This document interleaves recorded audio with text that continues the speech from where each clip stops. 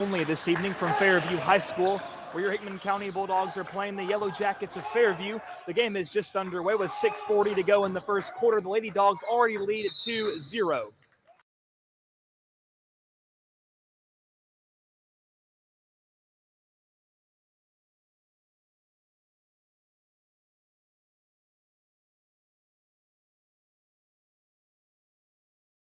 Ava Floyd drives in, kicks it. That's Kramer. Gets the 2 to fall.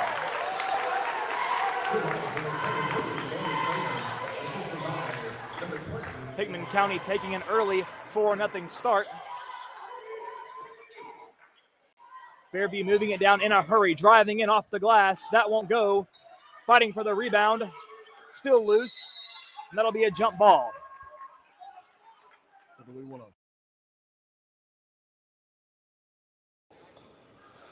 Bulldogs coming out in a full court man-to-man, playing super aggressive right now, attacking the rim, playing good solid team ball.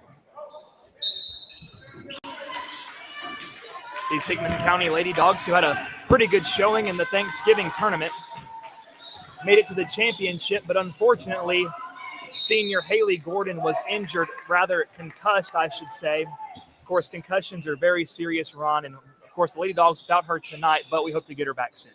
And it was something that affected the game in that championship game. The other team kind of started dropping off everyone else. A couple of girls, daring them to shoot the ball. Where Haley, she's naturally aggressive. She's going to catch that, go to the rim, and attack, and totally change that game. We're going to find out how these Lady Dogs handle the game without Haley Gordon, without that senior leader on the floor. And Ron, tonight we see Tinley Davis, one of the starting 5 this evening. Tinley's come in. She does a good job on defense, does a good job on rebounding, works hard all the time. So that's something that she's going to get better and better at. 5-second count right there. Lady Dogs playing a very aggressive man-to-man, just trying to keep the pressure on Fairview. Of course, Hickman County known for that aggressive style of defense that raises Kane for any offense that tries to drive against it. Pass gets away from Floyd from Davis, but Ava gathers again. Kicks it to Davis at the right wing. Back to Everett. Wide open 3. She got it. That's something that Carly can knock down right there. Kind of surprised Fairview dropped off of her. Hickman County already leading 7-0. The Yellow Jackets unable to find the basket thus far. Now on the drive up top. Looking for help. Kicks it to the elbow. Driving into the paint. Now back outside. Off the hands. A Yellow Jacket tried to save it to no avail. And it will be Lady Dog ball. So again, these Bulldogs on defense being a problem thus far. That's going to be the game plan the whole game. They're going to put man-to-man pressure. They're going to try to make Fairview have to put the ball on the floor and beat them because Coach Gordon thinks that's not something that they can do. Well, folks, we hope you all had a wonderful Thanksgiving holiday. We certainly missed you here at WNKX, but these Lady Dogs were still working hard in the Thanksgiving tournament last week. Davis drives off the glass. She's got a double. That was a sweet give and go. Davis passed it to Kramer, cut. Kramer gave a nice little bounce pass for the layup for Davis. Good offense as Fairview throws the ball out of bounds, and the Lady Dogs will get the ball. And, of course, we do apologize for only being audio only this evening due to restrictions that were placed upon us. But we appreciate you hanging with us anyway, no matter how you may be listening here tonight.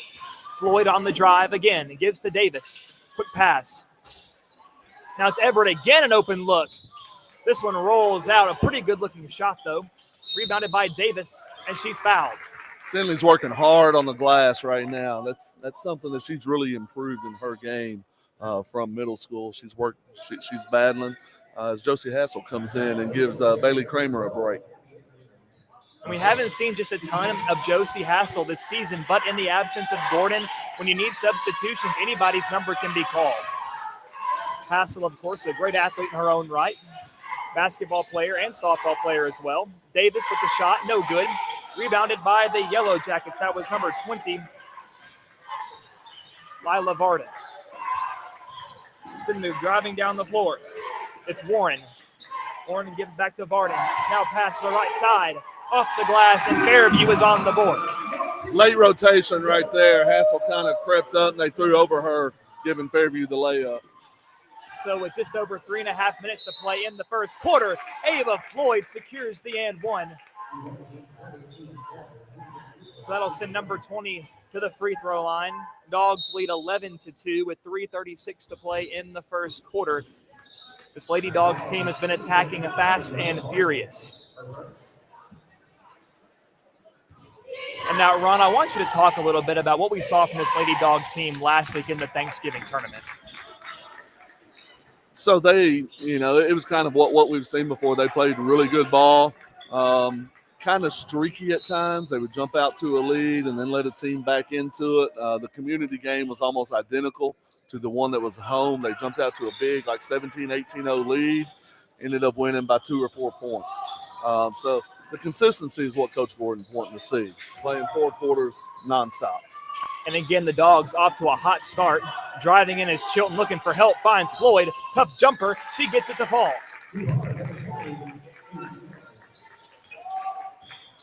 14-2 now. Dogs in a press, making it difficult for Fairview. Davis got a hand on it and knocks it into the bleachers. So it'll stay with Fairview, but still some tough defense played by Hickman County early on in this game. And, Ron, we're seeing more of the same. Hickman County starting fast, starting furious, getting off to a pretty good start.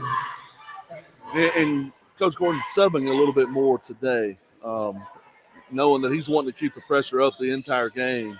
And so he's going a little bit deeper into the bench, trying to keep those legs fresh. Under 3 minutes now. Ball up top near the logo. It's Fairview possession. Ava guarding her closely.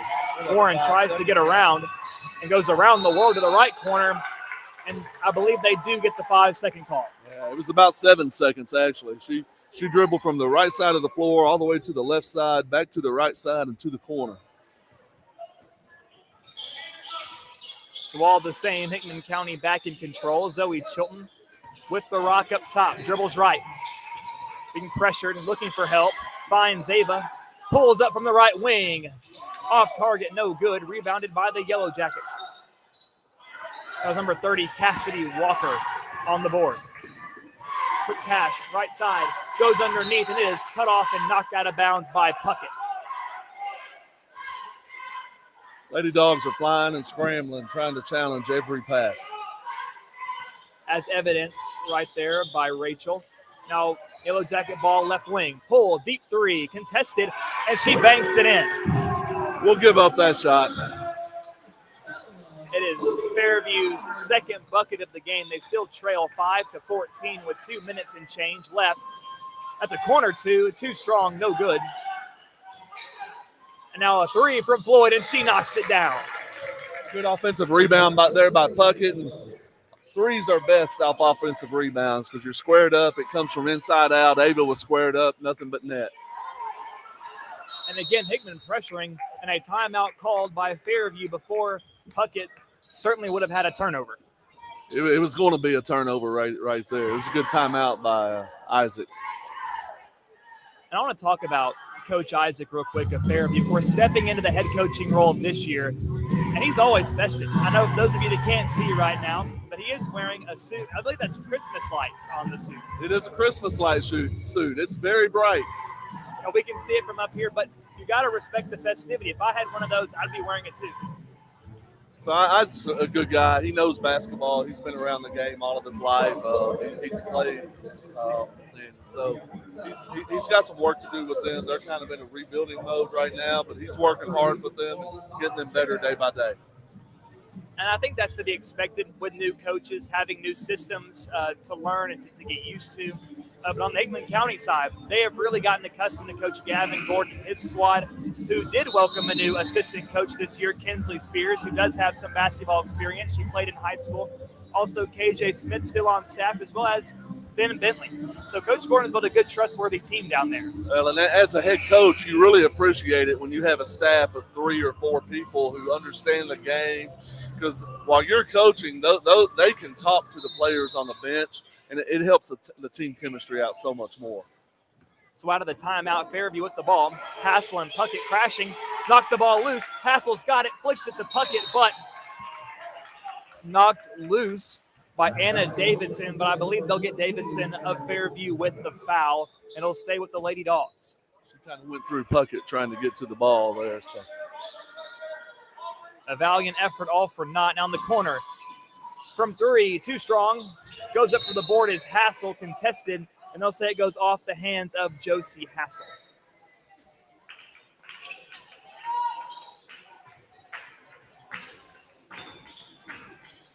We're seeing Aubrey Anderson get some playing time as well, so we're seeing a lot of the young girls get some opportunities in this one.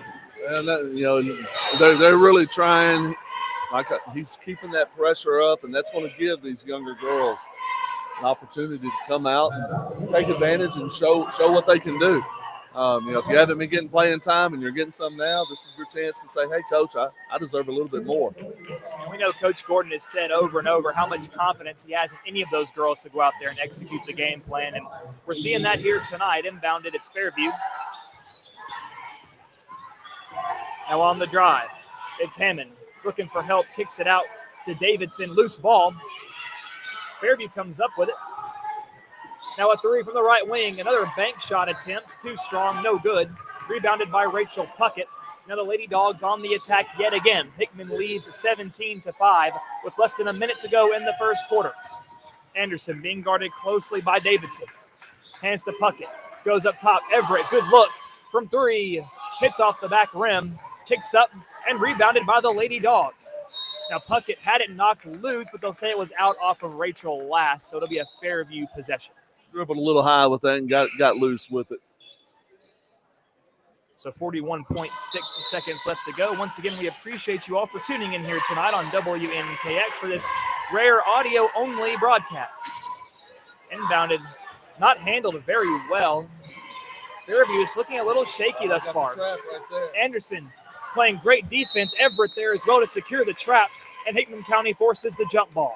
When you're playing against a run and jump, the last place you want to pick up the ball is right after you dribble past half court in the corner, because that's an automatic trap, and you're dead to rights when you pick the ball up there. And we said that before. I mean, Hickman County's been guilty of that a couple of times this season, so hopefully learning from it and now inflicting that on others. So Everett now dribbling near the left wing, kicks it to the corner. It's Puckett.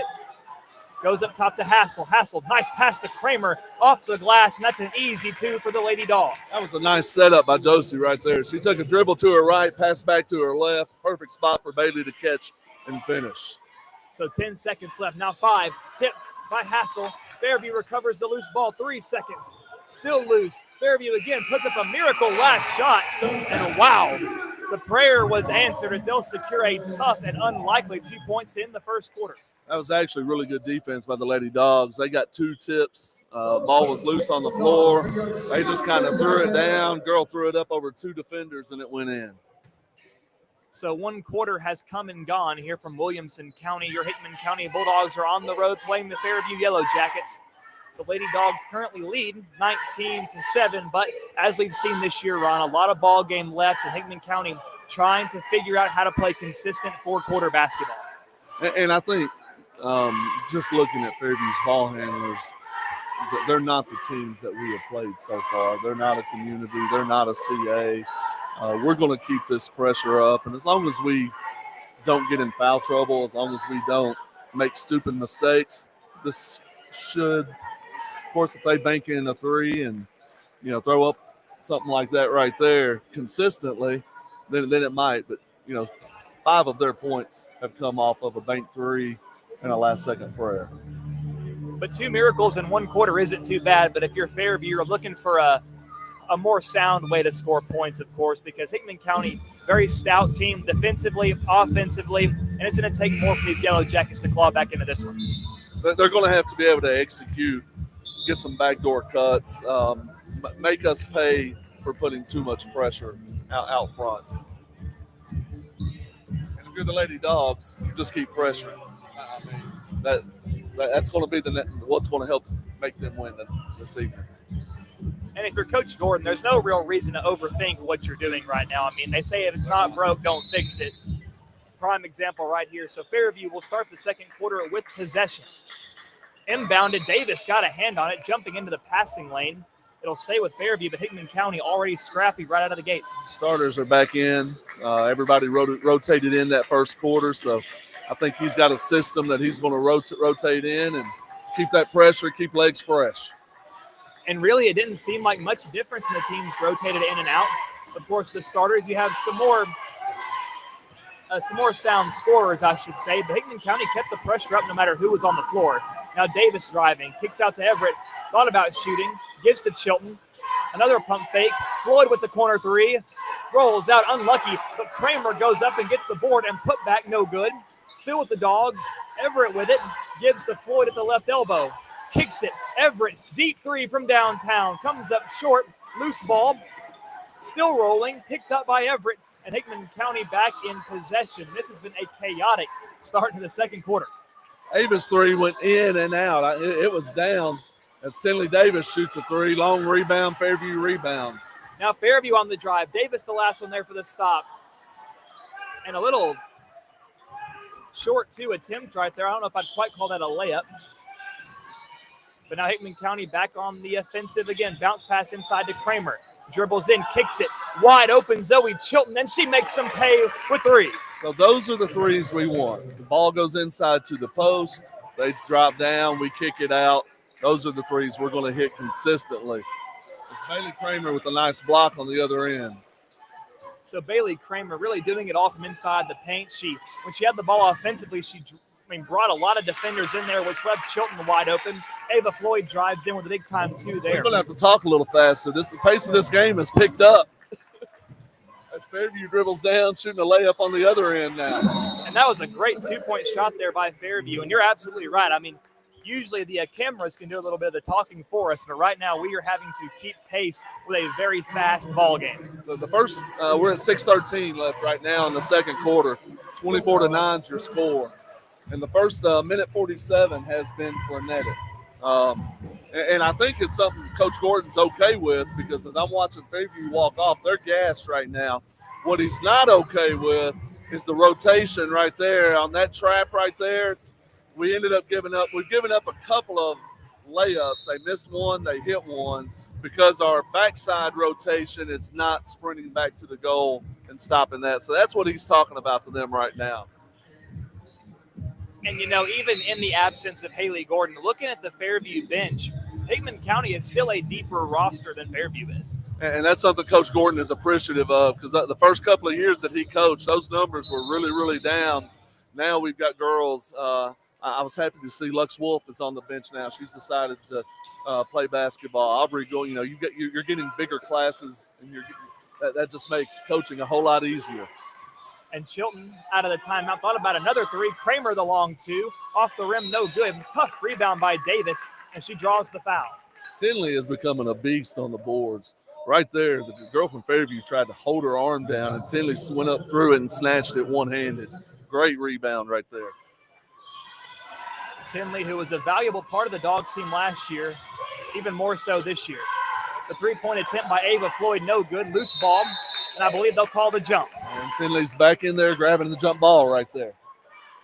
Last year when Tinley was called upon, she knew she had to be aggressive to earn that spot on the floor. But, of course, it's easy to be timid as a freshman. You're surrounded by these upperclassmen. The game has changed a little bit since middle school.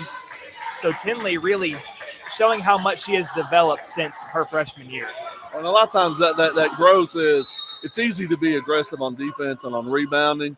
The thing that Coach Gordon wants to see in girls like Tinley, like Rachel Puckett, that hurt them in the last game, is being aggressive on offense. When you got those scoring chances, you still have to be aggressive and take those also. Looking inside, and Kramer swats it away. That was some tough defense being played by Carly Everett in the corner. She was guarding Anna Davidson. So we'll stay with the Yellow Jackets. They'll make a substitution. Number 12, Abby Anderson, enters in for number 14, Anna Davidson. 24-9, Lady Dogs lead. 5.5 to play in the first half. Dribbling in. Going up is Hammond.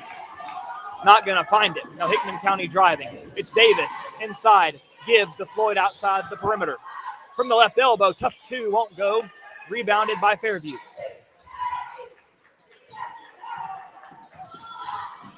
Now the Yellow Jackets on the march. It's Varden.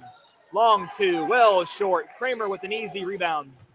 I guess you wouldn't call that a rebound, would you? It was a shot attempt. Nice pass up the floor by Everett to Zoe Chilton, who layup is missed. But we're going to get the ball back. She shot it. Ava blocked it, so it's still a rebound attempt. And right there, Zoe had a good move there, waited for the defense to overcommit, but just couldn't cap off the two. But Hickman County stays with it. Floyd at the right wing. Saw a lane, and she drives, and she's fouled, and we saw that contact from up here. She's being aggressive. She's turning the corner, trying to get to the rim. And when she gets strong, when she gets downhill like that, she can be tough to stop.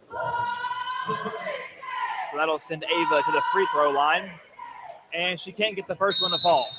This rim down here is not really liking us. We've had all kinds of shots, rim in, rim out, probably about 12, 14 points worth that haven't gone in for us yet.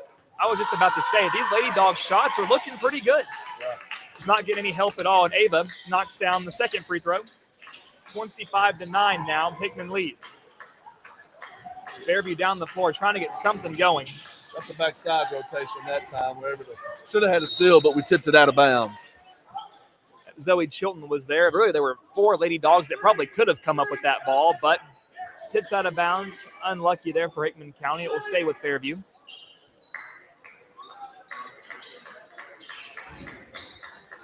They inbound. Nice defense by Puckett, and it's going to stay.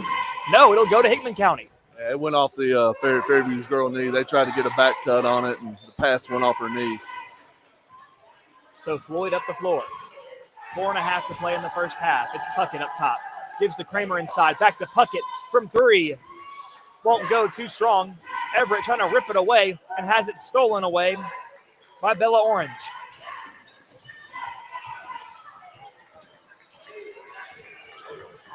Now it's Puckett, Everett, and Floyd in the face of the Fairview ball carrier. Fires an errant pass out of bounds, and it'll go back to the Lady Dogs. Chilton inbounds to Floyd. Floyd goes to Everett, corner 3. No, too much on it. I thought that looked good when it went off her arms or off her fingertips. And Carly Everett has certainly not been shy about attempting 3-pointers here tonight. She has had several attempts already in this first half. You got to keep shooting them when they're open. This Coach Gordon game plan has certainly given his girls a lot of open shot opportunities. I mean, you don't go up by 16 points on accident. Floyd now inside the paint. A lot of contact there, lost the ball, and it'll go to Fairview. Trying to do a power dribble between about 3 girls. Probably a little kick out and a quick swing right there, and we've got an open shot on the other side of the floor. Ava did a great job at drawing the defenders, but couldn't cap it off. Down the floor, Fairview, high off the glass, and there's a 2. So the Yellow Jackets in double digits now, 11-25. They still trail with under 4 minutes to play in the first half. Chilton, corner 3, too strong, and a nice rebound by Kramer. Now Puckett at the free throw stripe. Quick pass underneath, and Zoe gets the 2. We've got to start doing more of that, getting shots at the rim. Our last 6-7 shots have been 3-point shots. We need to get back to the rim. So some substitutions now. Hassel and Davis re-entering the game for Hickman County for Kramer and Floyd. Well, Zoe Chilton got a hand on it, but it was last touched by Fairview. So another great defensive play by these Lady Dogs result in another turnover. We might have gotten a call on that one. I thought Zoe hit it out of bounds.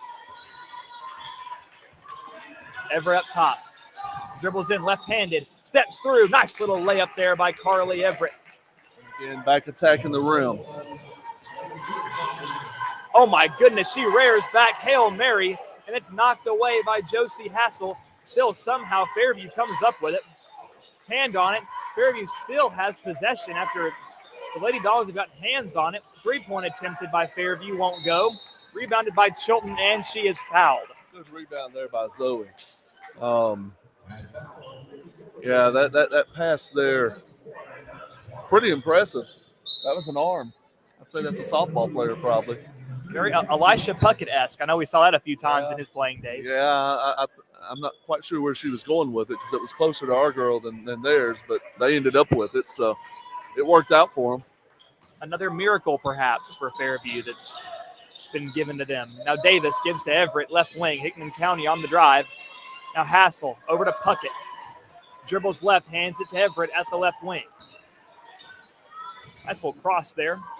Dishes to Davis. Now Hassel. Now to Puckett. Quick swing. A lot of quick passes here for Hickman County. Looked like Hassel had an open look for a moment, but she did. She wasn't comfortable with the shot. And Everett lost a handle on it. Picked up by Anna Davidson of the Yellow Jackets in Fairview on the drive. Just over 2 minutes to play in the game's first half.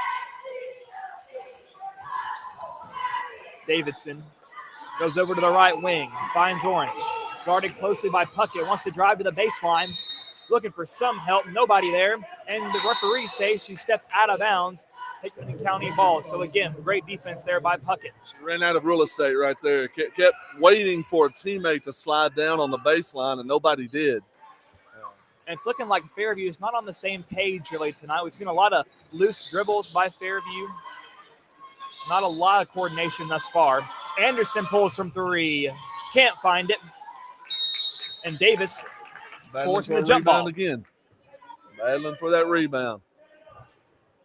I feel like we've already said that 3 or 4 times tonight about Tinley Davis. And I have. Sometimes I feel like the girls that rebound the best are probably Tinley and Rachel. They're always going for the ball. Pass underneath. One-on-one Hassel. Nice defense underneath, keeping the arms up. No foul. Good rebound by Aubrey Anderson right there. Tinley Davis up the floor quick to Josie Hassel for the layup. Good fast break right there. That was a pretty nifty layup there by Hassel. Oh, and Zoe got a hand on it. Great play. Nice precision there by Zoe Chilton to knock it out of bounds. Josie Hassel's an athlete, and I'm enjoying watching her progress. As I coached her in middle school, I knew she had that. And it's just kind of all starting to click right now with her.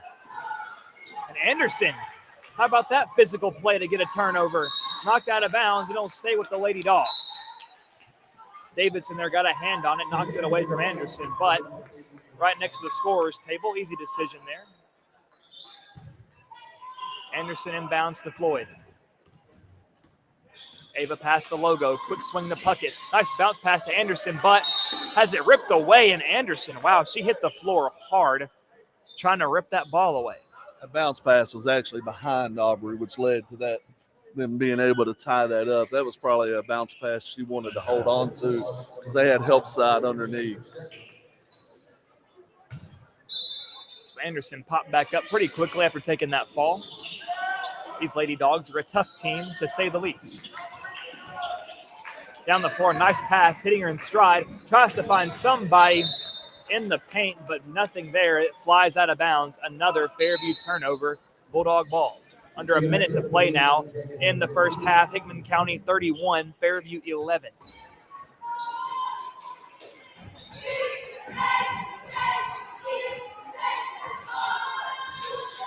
These 4-1 Lady Dogs looking to keep the ball rolling here. Puckett wants to drive, kicks it. Anderson thought about pulling up. Now Puckett with an open three. Can't find it off the back part of the rim.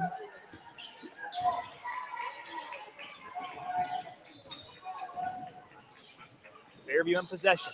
Puckett playing tough defense at the logo. And Floyd takes away the pass. 1-on-1, and no one's going to catch her. That's going to be an easy layup for Ava Floyd. 20 seconds now. Puckett relentless down there. Tries to find help and does. And a timeout is called by the Yellow Jackets with 12 seconds to play in the first half. It's been the mojo for this first half, that full court pressure. Lady Dogs have done a really good job of just keeping it up, keeping the pressure on them, making them have to make decisions quickly. And Fairview hasn't done a real good job of that.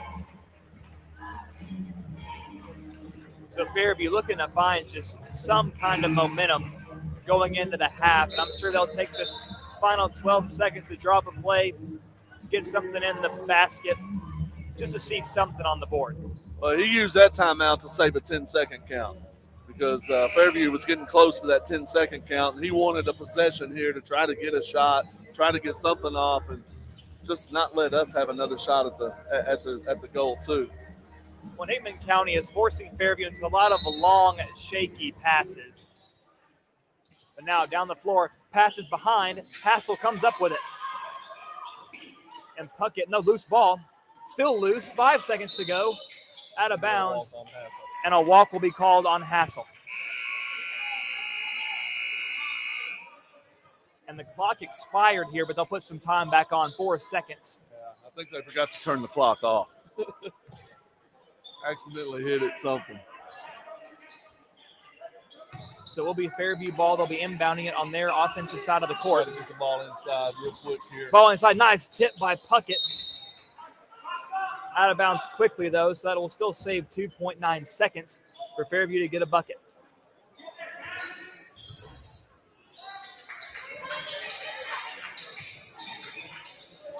Looking for help.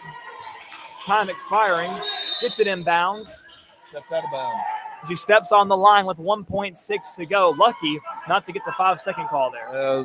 Lady Dogs did a really good job of just denying their girl. They didn't let anybody get open. And now a miracle shot by Ava. Oh, my goodness. That was close. You heard the deep inhale and exhale right there as that shot was going up. We almost saw a miracle of our own right there. That was a shot from about 55 feet away that she had 1.6 seconds to take one dribble, throw it up, and it went off the backboard. And for those of you that don't know basketball metrics, she was on the other side of midcourt. That was a long shot attempt there by Floyd. Not a bad one, but that takes us into the half. Your score, Hickman 33, Fairview 11. It has been all Lady Dogs. And the second half will resume in just a little under 10 minutes. Once again, we thank you all for being with us here tonight on WNKX for this audio-only stream. We see now these boys of Hickman County getting warmed up right now.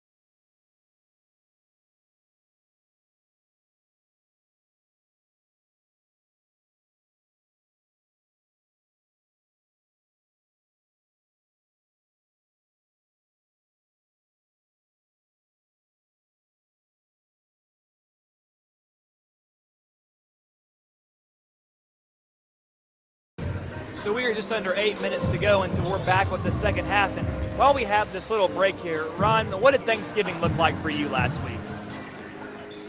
Busy. Let's see. We had 3 girls basketball games to go to at Cornersville. 2 boys basketball games on Monday, Tuesday. That was at where did they play? It was a long ways away. I don't even remember where it was now. Beach High School. So yeah, we would go watch Tim play, 1 or 2 o'clock, and then go watch the girls play in the evening. So that was pretty much my Thanksgiving. Yes. I don't think we'd expect any different than basketball to dominate the Puckett Thanksgiving week. But, of course, when you play that hard early in the week, it makes that food on Thursday so much sweeter, I would imagine. Food's always good. You can look at me. I like food. Well, it's always nice to have a little holiday break. Nothing quite beats being in the gym, watching some high school basketball, keeping up with these guys and girls. And I would say both teams have been off to a pretty darn good start to the season thus far. This is going to be a fun year for Hickman County basketball. The girls have high expectations. The boys have high expectations. And what you're just trying. A lot of times coaches will divide the season into thirds. The first third, a lot of times you're teaching everything you want to put in. Second third, you're perfecting it. And the last third, you're making adjustments, getting ready for the season.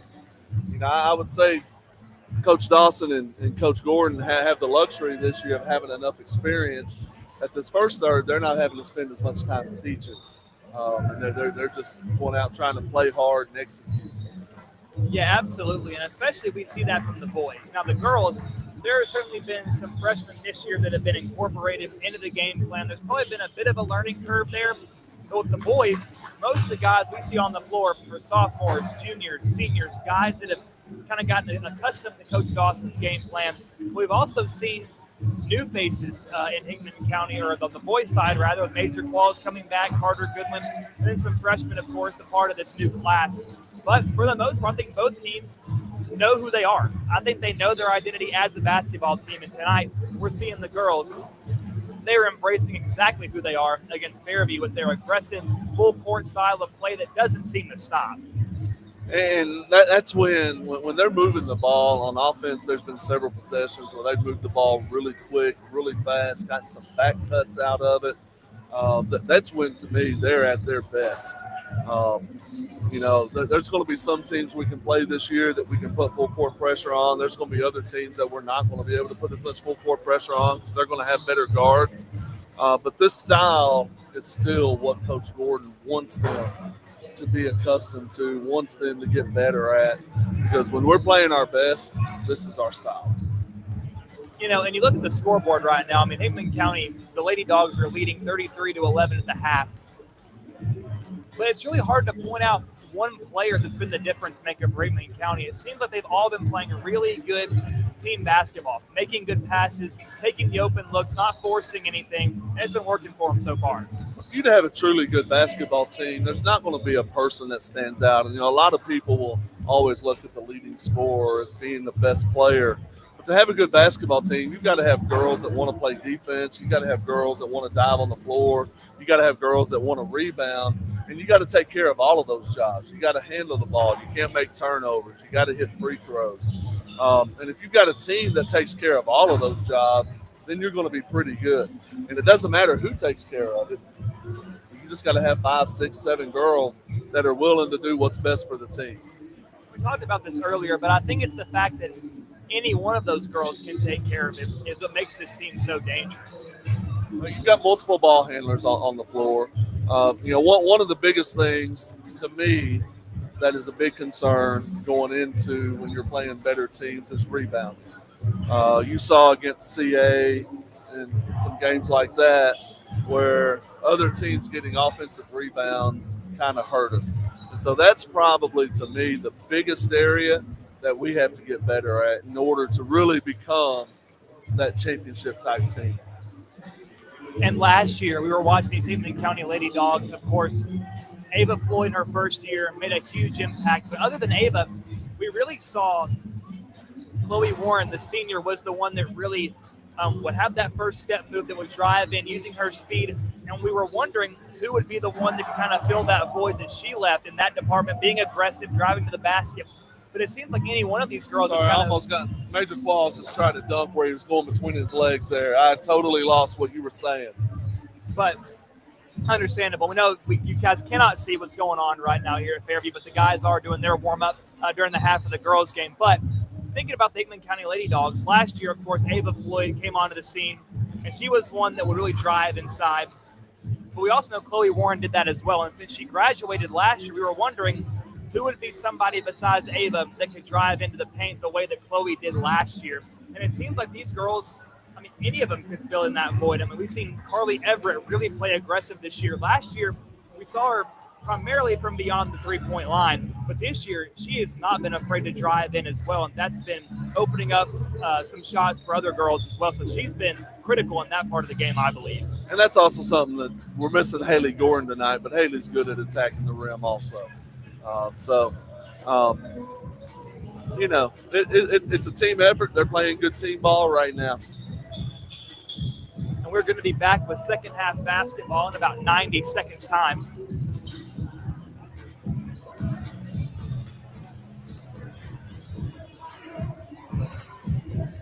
You know, we've talked a lot about Hickman County, of course, as the Hickman County broadcast team. But if you're Fairview, I mean, you look at the scoreboard, you're down by a lot.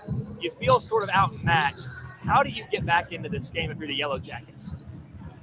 Well, I don't think you worry about getting back into the game. This is early in the season. You're trying to get prepared for a district schedule.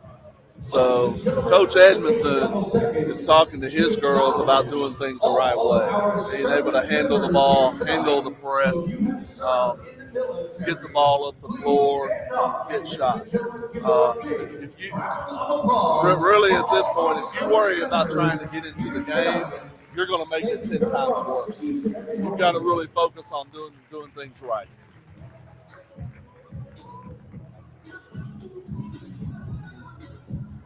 So both teams are now back on the floor as we're about underway for the third quarter.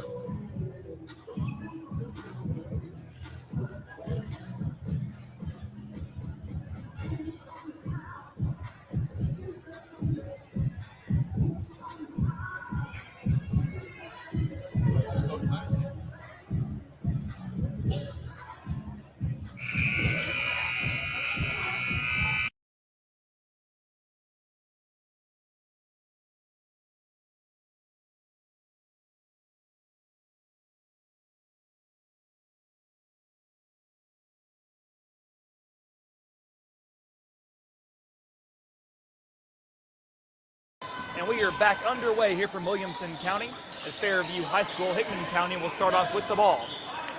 Everett, top of the key with possession. Wants to drive, kicks it to Chilton. Now to Davis in the right corner. Davis dribbles to her left, has it knocked away and taken away by Fairview. Looks like Fairview came out in the zone right there, and it kind of threw us off for just a little bit. So Fairview on the offensive. Right wing goes inside Kramer. Spikes the ball into the floor, reminiscent of her playing time as a volleyball player just a few weeks ago, punishing the basketball. One of the things I like about Bailey is she's starting to move more on defense. She's denying passes. She's not just standing waiting for girls coming to her. She's being the aggressor. And a misstep there by Fairview. Lost the ball, picked up by Everett. Now down the floor to Chilton, left side. Left wing, underneath the Kramer, up top to Everett. Fires a bullet to Floyd. Nice save by Ava as that ball was surely going out of bounds. Now Hickman County with a chance to reset.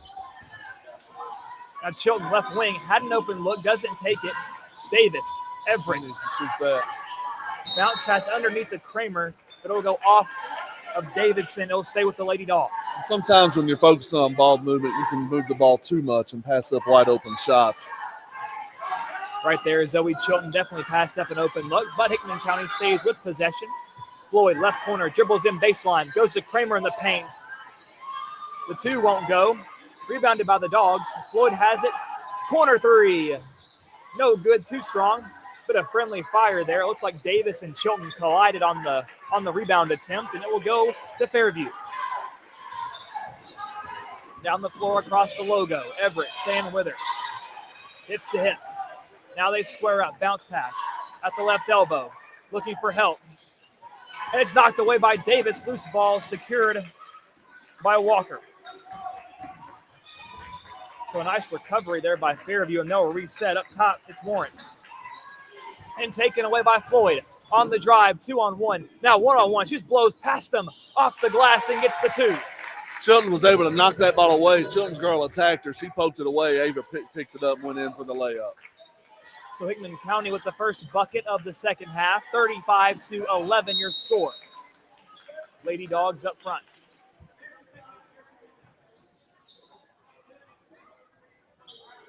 And in this half, it'll be the Yellow Jackets using the cursed rim, as we're going to call it.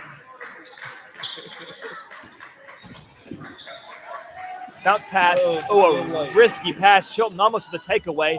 A 2 from the free throw stripe, well short. Picked up by Floyd. Ava driving. Tough pass to Chilton. To the right corner. Everett from 3. Bang! She got it. Pushing the ball up the floor. Fast tempo. Good execution. Nice shot.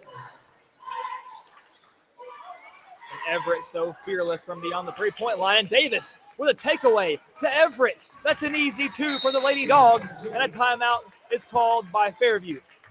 This is exactly the way Coach Gordon wanted to start this quarter, to come out, put the pressure on, execute, hit some shots, and all of a sudden, we scored 3, 5, 7, I think.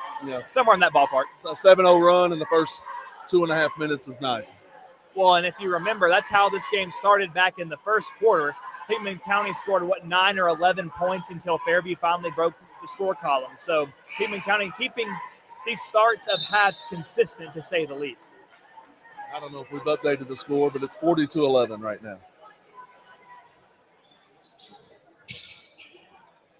I think that's one aspect of having these audio-only broadcasts that I forget sometimes. They'll say to people being able to see the scoreboard on the screen, but now we've got to adjust and improvise as it goes. But so Fairview with the ball out of the timeout. Trying to get a long pass over the top. And it's well short, and Kramer takes it away, pass to Everett. It was open, just didn't have the arm strength to get it there. Everett gives to Davis, now to Floyd. Kicks it, Chilton, quickly to Kramer. Bounce pass left corner. Now Chilton drives baseline and gives to Kramer. She's short on that shot a little bit, and it comes off the front of the rim, rebounded by Fairview. Nice pass, but I need Zoe to shoot one of those shots. She just passed up 3. We know last year Zoe was so dangerous shooting threes, especially in the second half of the season. Fairview on the drive. Layup is no good. And it'll go out of bounds, and it'll stay with the Lady Jackets.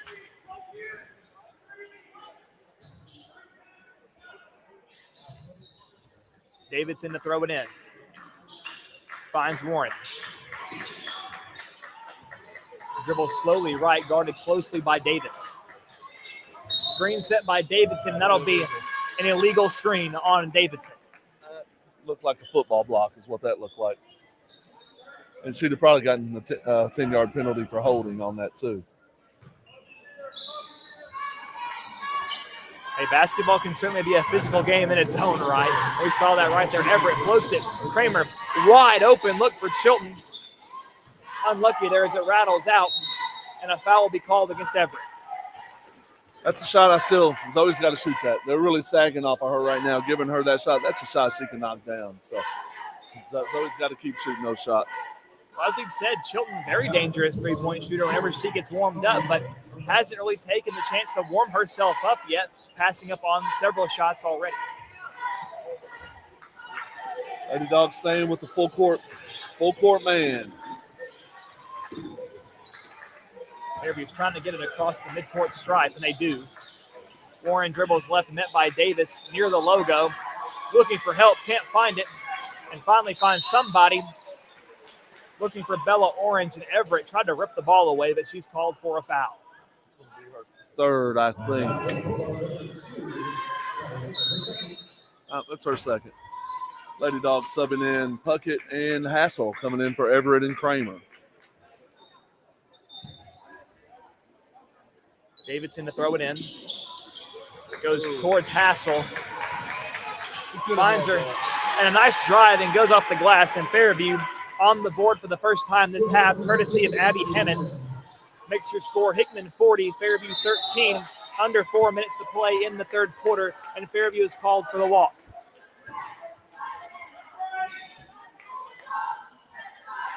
Or Hickman is called for the walk, rather. My mistake. Now Fairview pushing it down the floor.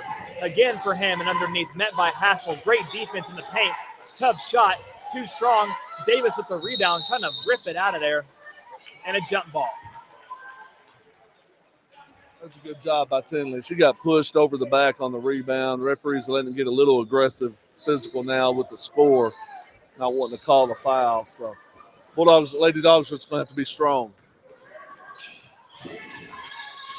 I think we've seen Tinley Davis force more jump balls in this game alone than the rest of the season combined. It's been a great performance by her in the aggressiveness category. But Fairview the takeaway. Down the floor in the paint. Wonky looking 2-point shot. Won't fall. And yet another jump ball is called. So one of the things Fairview is doing now to kind of counteract this pressure is they're sending girls over the top long. And we're going to have to respond to that because we've given up a couple of long layups opportunities. Aubrey Anderson subbing in for Josie Hassel.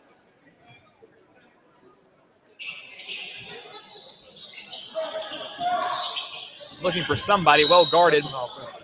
And an offensive foul will be called against Fairview.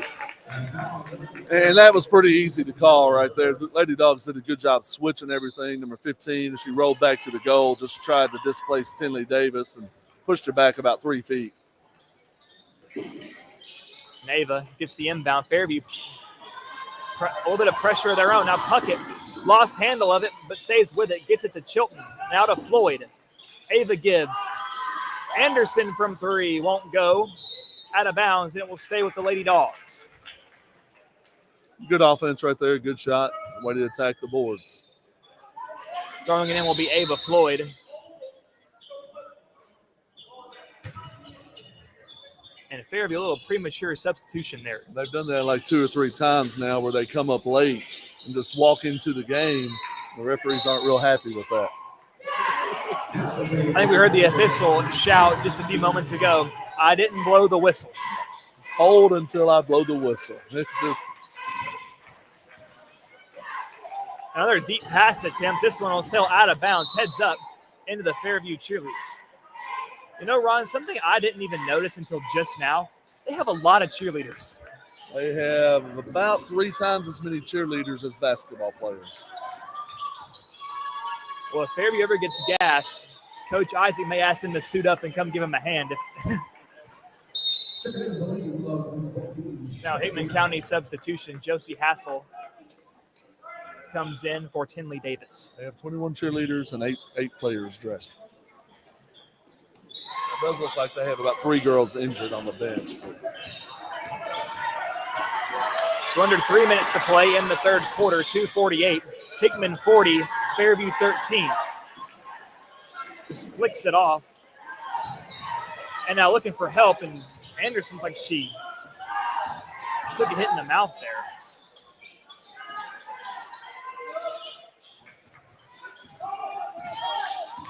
Back up top, Fairview. Looking to drive is Orange. Now gives out to Davidson. Davidson goes left, back to Orange. Deep 3. Off target. Rebounded by Puckett. Puckett being swarmed, trying to find help, and does in the form of Zoe Chilton. Now Chilton down the right side. Gives to Hassel. Thought about shooting. No walk called. Should have shot. Chilton left-handed layup won't go. Tries again. This one won't go. To the corner. Anderson with the loose ball. Puckett dribbles left at the free throw stripe. Gives Hassel from 3 off the rim. No good. But she gets her own rebound. Now Puckett dribbles in. Bounce pass to Hassel. Gets shoulder checked and lost it. Chilton, a lot of contact, and that'll send her to the line. And that was a mouthful of a possession. And this is where, as a coach, you kind of get concerned where officials kind of stop calling fouls. And one team gets frustrated, and you really don't want to see girls get hurt here. So Zoe to the stripe. And she gets the first. And that is the first Bulldog point in what feels like a little bit now. Yeah, we started off with that little 7-0 run, and then it kind of went dead for a little bit. And now, but the game's kind of getting ugly right now, too. Kind of physical and just hard to do anything.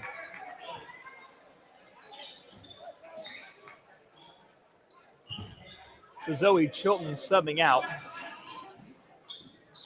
Back Aubrey in is Gordon Carly Everett. Aubrey Gordon's getting her first action of the year right now. number 21. So looking forward to seeing what she brings to the table. I know you've spoken very highly of Miss Gordon. She's a girl that plays hard. You'll see her around the ball. So it sounds like she fits right into this Hickman County scheme. Now driving. And Floyd looked like she got a hand on it, but a foul will be called. I think they called it on Everett. And yes, I believe they did get Everett on the foul.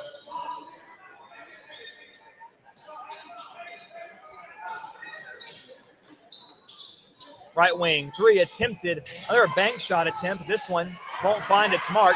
But Fairview with the offensive board, trying for the putback off the glass, won't go. But Cassidy Walker will go to the line to shoot a pair. Under 90 seconds to play in the third quarter.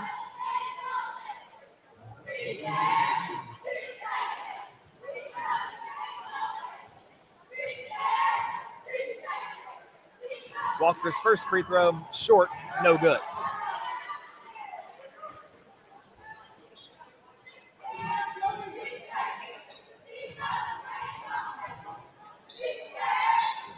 Second free throw, also no good. And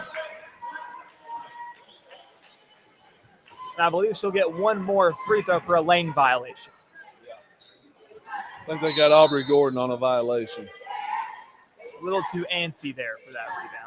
I didn't see it. I was watching the free throw shooter because when she got the ball, she put her toe across the line, and that's supposed to be a violation too.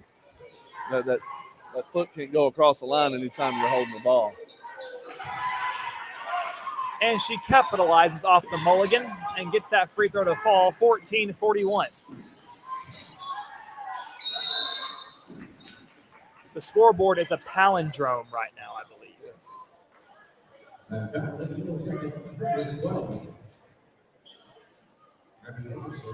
So a foul was called against Abby Anderson of Fairview. Oh, bad pass. A low pass there, but eventually corralled by Hassel. Nice bounce pass to Puckett. A little floater off the glass, won't find it. Tries to get her own rebound and a jump ball. Nice pass by Tinley Davis. Dribbled at her, center back door. Layup didn't go, but it was good execution on offense. So it'll be Fairview ball now. Inbound Everett. Almost got a hand on it there. Driving down is Varden. Left side of the floor. Everett. The official, after a little bit of hesitation there, does give the ball back to Hickman County. She just kind of dribbled it off of him. He was out of bounds. Corner, Hassel drives baseline. Looking for Puckett. Somehow found her. Nice move by Everett. Short 2. No good. Shot. They're just choosing not to call it right now. Everett, bullet pass on the money to Hassel. Little 2-point shot, nothing but net. Good offense. Found her roaming the baseline there. That was a great pass and a great shot by Hassel. 43-14 now with 30 seconds to play in the third quarter. Gordon, relentless near the logo, guarding her man. Aubrey Gordon playing good defense right there. Put the pressure on the ball coming up. And a contested pass, left elbow. Walker drives. Slight push there, no call. Corner 3, rattles out. So it looks like the rim is cursed on that side after all. There's a lot of balls going in and out on that end down there. At least it's not biased. Hopefully the boys have a little better luck there. Everett from downtown off the rim, no good. That was, other than Ava Floyd's shot to end the first half, probably the deepest 3 attempt we've seen thus far in this game. Yeah, she was fouled on that one right there too. Girl just totally kind of ran into her as she shot that. But, you know, good quarter. Kind of got ugly there with all of the fouls, but going into the fourth quarter, 43-14. So now you just keep doing what you've been doing. And I think an underappreciated part of being on the road in Fairview tonight is that it's pretty much on the Hickman County line. I know you've seen it. Hickman County has shown up and showed out tonight as far as packing the house here on the road in Fairview. Well, Hickman County, in all of my time in Hickman County, if you have a good basketball program, they're going to show up. They're going to follow you. I remember when I was young, watching the 83, 84 boys team, it was a packed house every night. The girls teams in the late 80s that went to the state tournament, big crowds. When I played in the 91, 92, I remember playing in front of crowds in that gym where they had the upper bleachers down, and it was packed.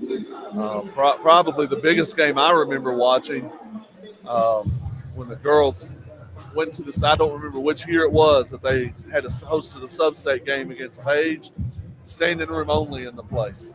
I mean, it's you're going to have good crowds. And what makes this even more special nowadays, with given the success of both programs being winning teams, it's no longer just, well, I'm going to show up for just the boys game or one game or the other. The fans are showing up and packing the house for these girls and guys as well. Both teams have certainly earned that support with all the hard work they've put in, and it really warms the heart. And we're going to start. Fairview's not even on the floor yet, and Kramer with an easy 2. I have never seen that before. Well, they blew the whistle 3 times. When the horn goes off, the referees will normally give you time to get out there, but then when they blow that whistle, you better.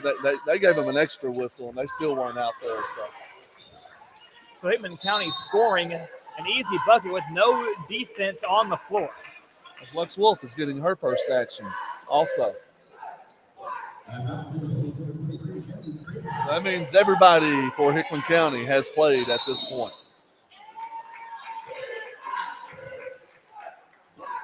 Well, and again, Hickman County, all things considered, had a deep roster at the start of the year, and now a few games in, even more so than it was just a couple of weeks ago. Now it's Chilton. Gives. As Wolf dribbles left and an early walk call. A little bit of nerves right there. She's actually only been with the team for probably a little less than a week, so she's really trying to learn.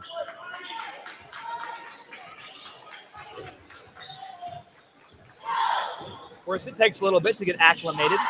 But Fairview with the ball back. A minute has passed in the game's fourth quarter. A shot again, really just some messy attempts here from Fairview. Chilton looking for help and finds Floyd dangerously close to that sideline. Ava gives. Anderson thought about pulling up from 3, well guarded. Wolf dribbles right, hands to Floyd. Tough pass to Gray. Nice pass right there. Ava took the handoff from Lux, and as soon as she took it, she saw Bailey posted up inside, threw a nice high pass that only Bailey could catch. Bailey gets fouled on the attempt. Close to an and 1.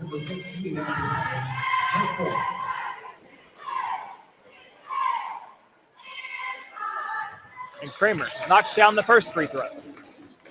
Well, if we can get, what are we up, 32 right now? We need 3 more points to get a running clock.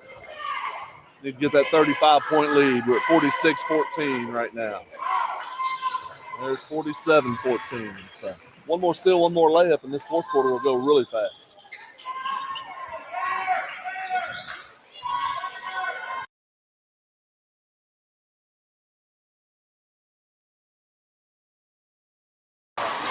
Fairview, and Kramer gets a hand on it, knocks it away. So they tried to set up a little backdoor play right there. Bailey read it perfect. Got a hand over on it, knocked it out of bounds. So good job recognizing that. And again, Fairview's having a hard time getting their legs underneath them in this game so far. Just a lot of errant passes, some contested shots. But that's all credit to the Hickman County defense as well.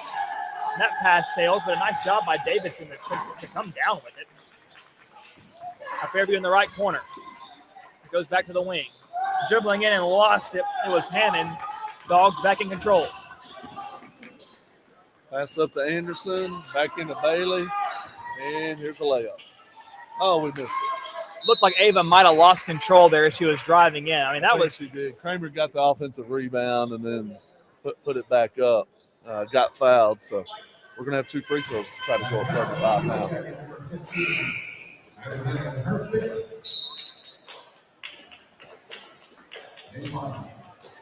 Some substitutions now. Number 30, Cassidy Walker, coming in for number 15, Abby Hammond on the Fairview side. She fouled out. So, yes, Hammond indeed fouled out. The first one doesn't go. So. Still one more.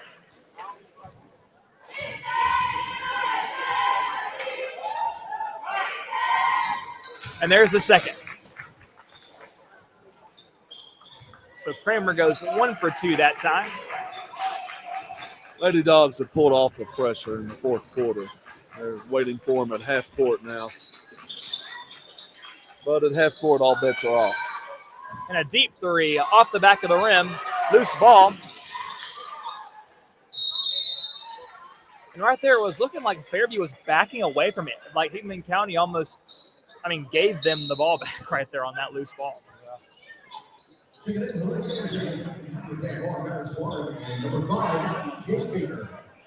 So we're seeing Fairview get some substitutions in there as well. Of course, this game well out of hands, trying to get as many girls, as many reps as possible. Anderson now jump stop, looking for Kramer. Her feet shuffle, and that's a walk. Just getting hurried in her decision right there. If she'd have jump shot, she actually jump stop. She actually had the shot. 5:45 left in the game. Lady Dogs 48, Lady Jackets 14. And a quick foul called there on Lutz.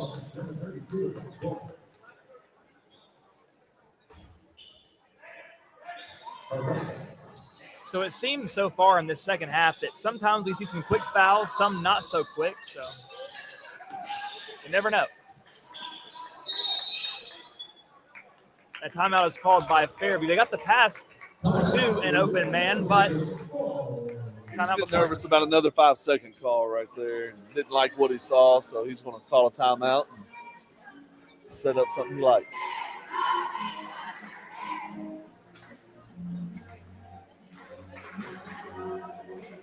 It's going to be a pretty busy week here at WNKX. We'll give you guys reminders throughout the night, tonight, and throughout the week.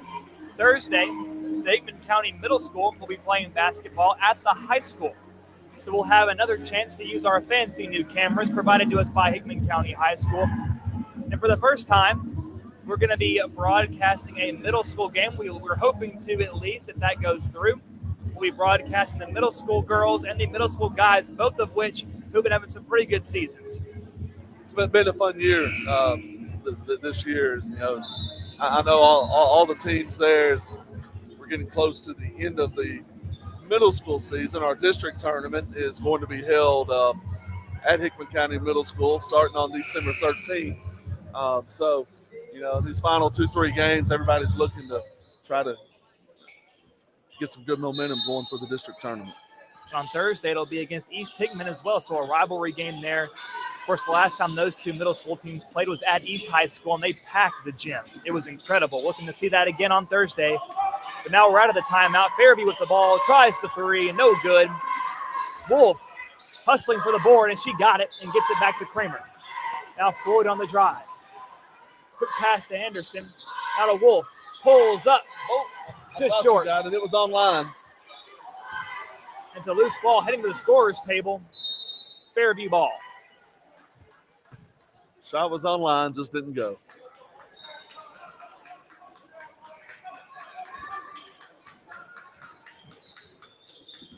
But no better way as a newcomer to get accustomed than to take those shots that you're given.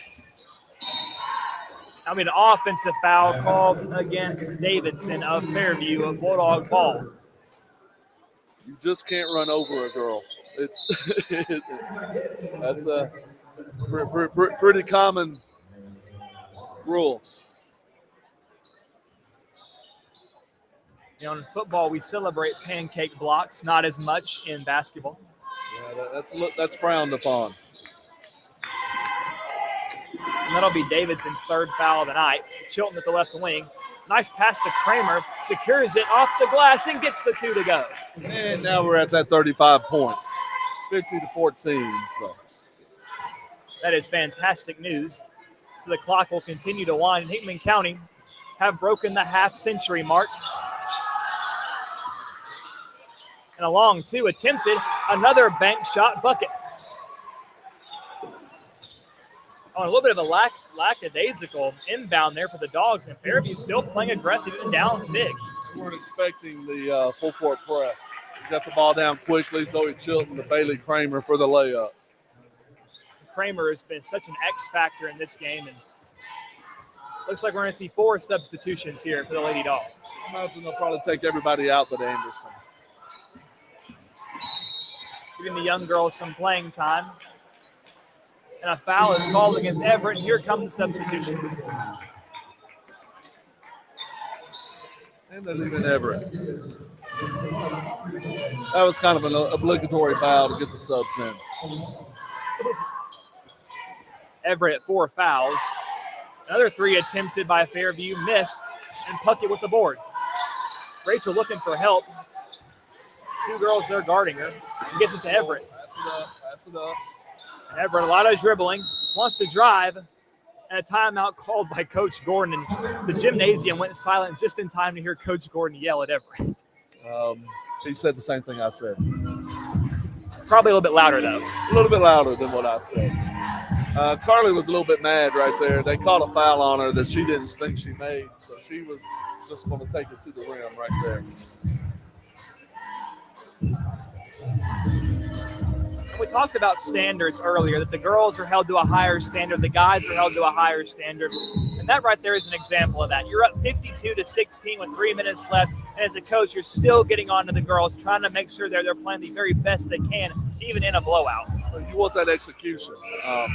This isn't a game where you want to develop a bad habit in the fourth quarter and then go up to Ravenwood and have it hurt you in the first quarter up there.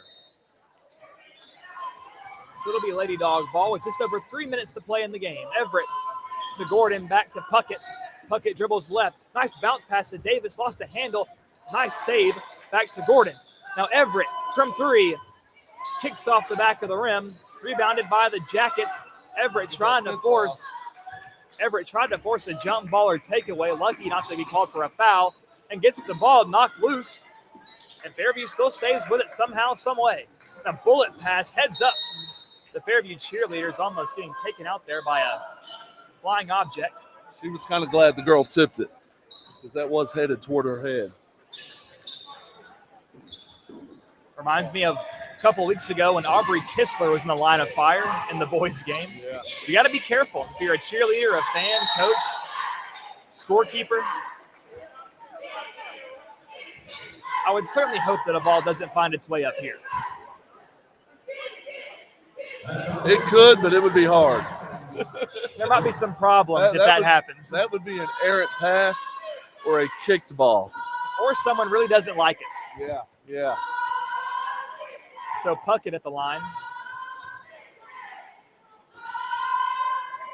The first one kicks off the back of the rim. A little bit of a line drive there. So no good. Attempt number 2 on the way. And she got it. 53-16 now. With 2 minutes and change to go.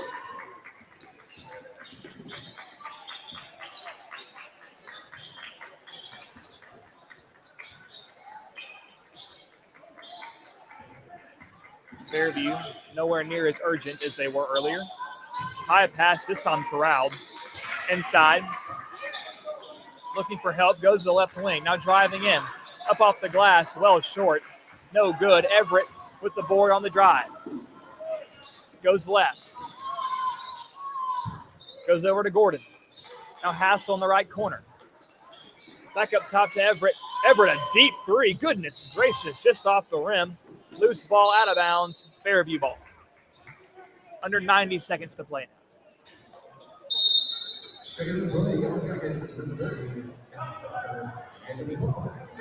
What I like right now is the Lady Dogs are still playing hard on defense. They're not giving up anything easy right now. Coach Gordon pulling them back to half court, and they're not really liking it, but they're going. When you see right there Puckett waiting at midcourt voice, she said, okay, you know what? We will play half court, but I'm going to walk that line as close as I possibly can. Long 2 there, well short. Air ball, no good. Picked up by the Lady Dogs and a carryover called on Everett. And that was Carly just trying to push it a little bit too much. Girl stepped up and she brought the ball across her shoulders to the other side. But time continues to wind down to 30 seconds.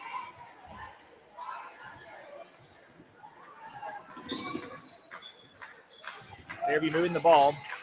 Puckett trying to get a takeaway. Now driving off the glass, and that's a 2-point bucket for Varden. So 15 seconds to play. Everett pushing it down the floor. Oh, it's blocked by Walker. Loose ball, and it kicks off for knee. It'll be Bulldog basketball, but it won't matter. In the game. And the clock strikes 0.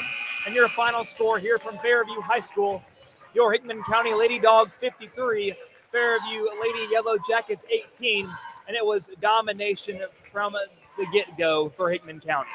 The Lady Dogs were able to just impose their will with their defensive pressure. Their offensive execution. They were just the better team tonight. And the thing I like is that they showed they were the better team. A lot of times when you play a team like this, you tend to play with a little less effort. You don't execute quite as well as you normally do. And Lady Dogs came out tonight and did what they were supposed to do. And it was a team effort all in all that gets the Bulldogs from 4-1 to 5-1. So a great start for Coach Gordon and his squad here this evening. And the boys game coming up in about 15 minutes. Ron and I will step away for just a few moments, take a little break, and then we'll come back to give you a little pregame rundown for what to expect when the Hickman County Bulldogs are on the road to face the Fairview Yellow Jackets. We'll be right back in a few moments.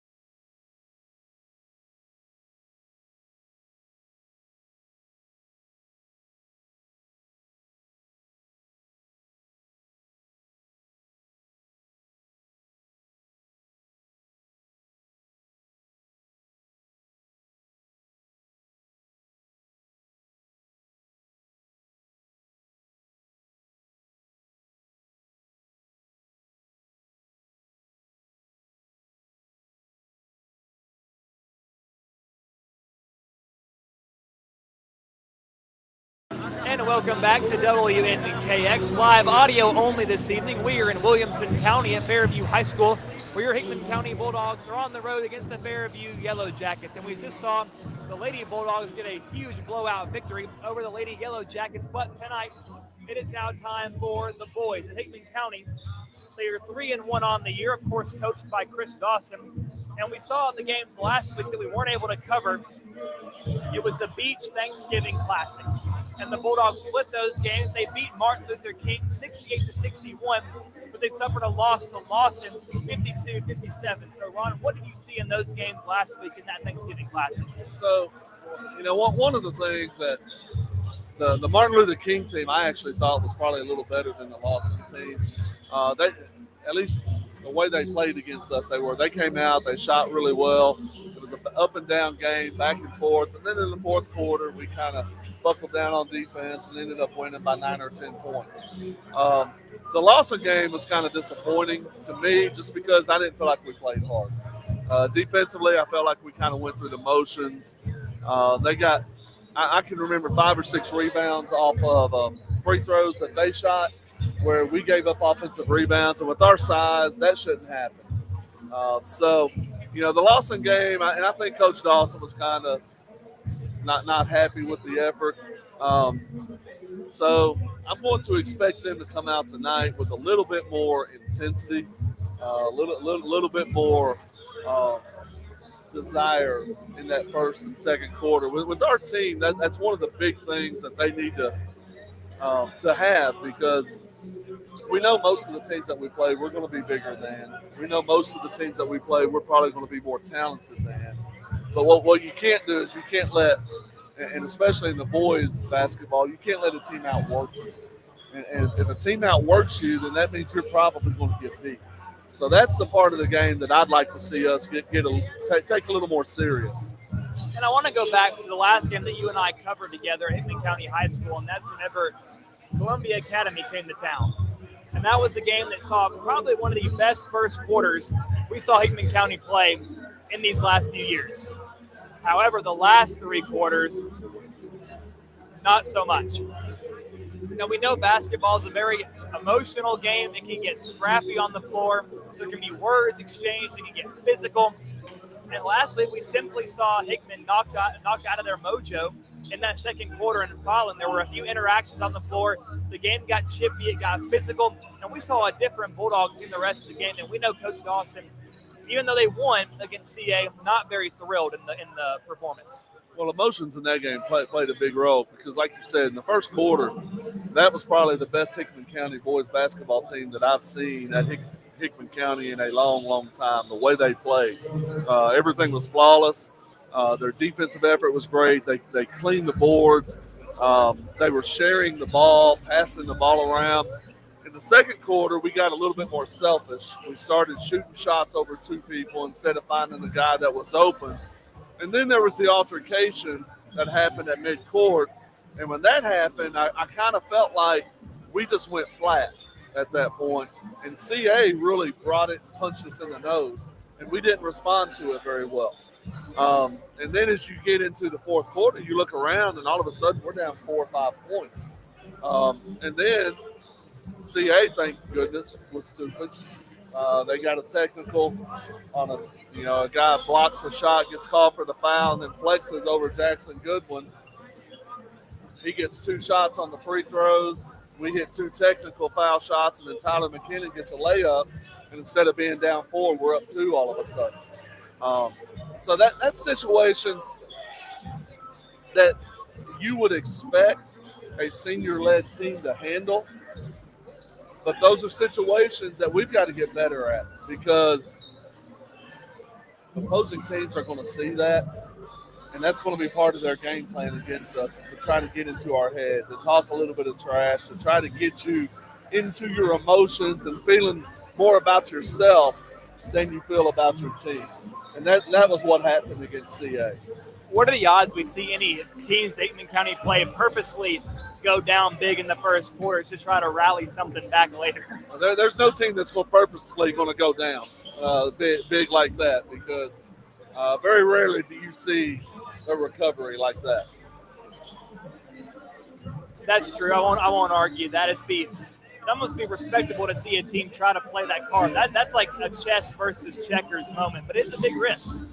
Well, yeah. You're not going to win. You'll win that about as often as you win the lottery. So we have got just over 3 minutes to go until we begin with tip-off in the boys' game.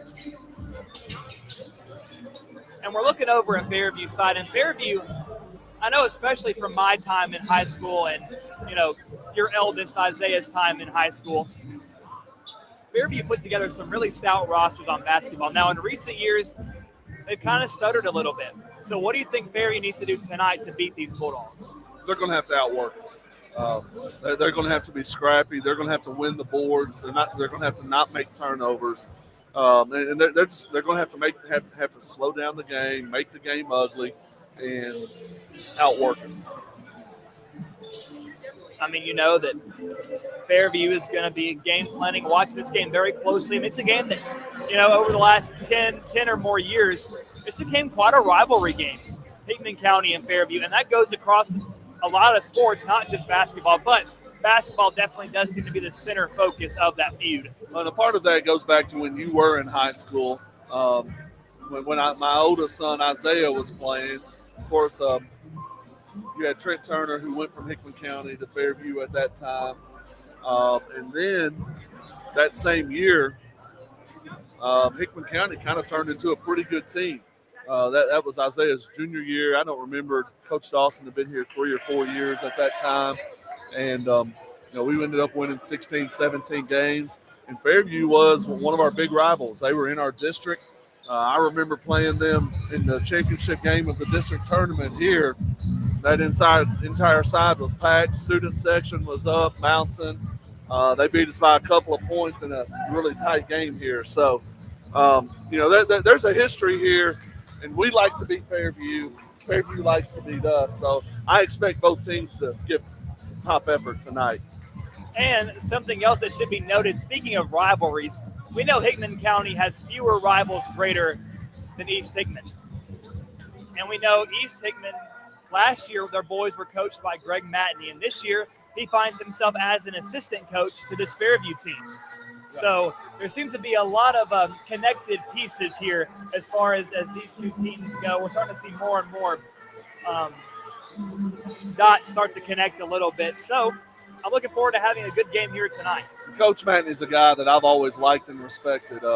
He was at East Hickman the first year that East Hickman became in a school in 2008, was an assistant coach there for a long time under multiple coaches. Then, of course, has been a head coach there, led the team to a sub-state 2 years ago. So he's a guy that knows basketball. He knows the game. Coach McCoy has been at Fairview for a long, long time, had some really good teams there. So they're going to be well coached. They're going to be well prepped.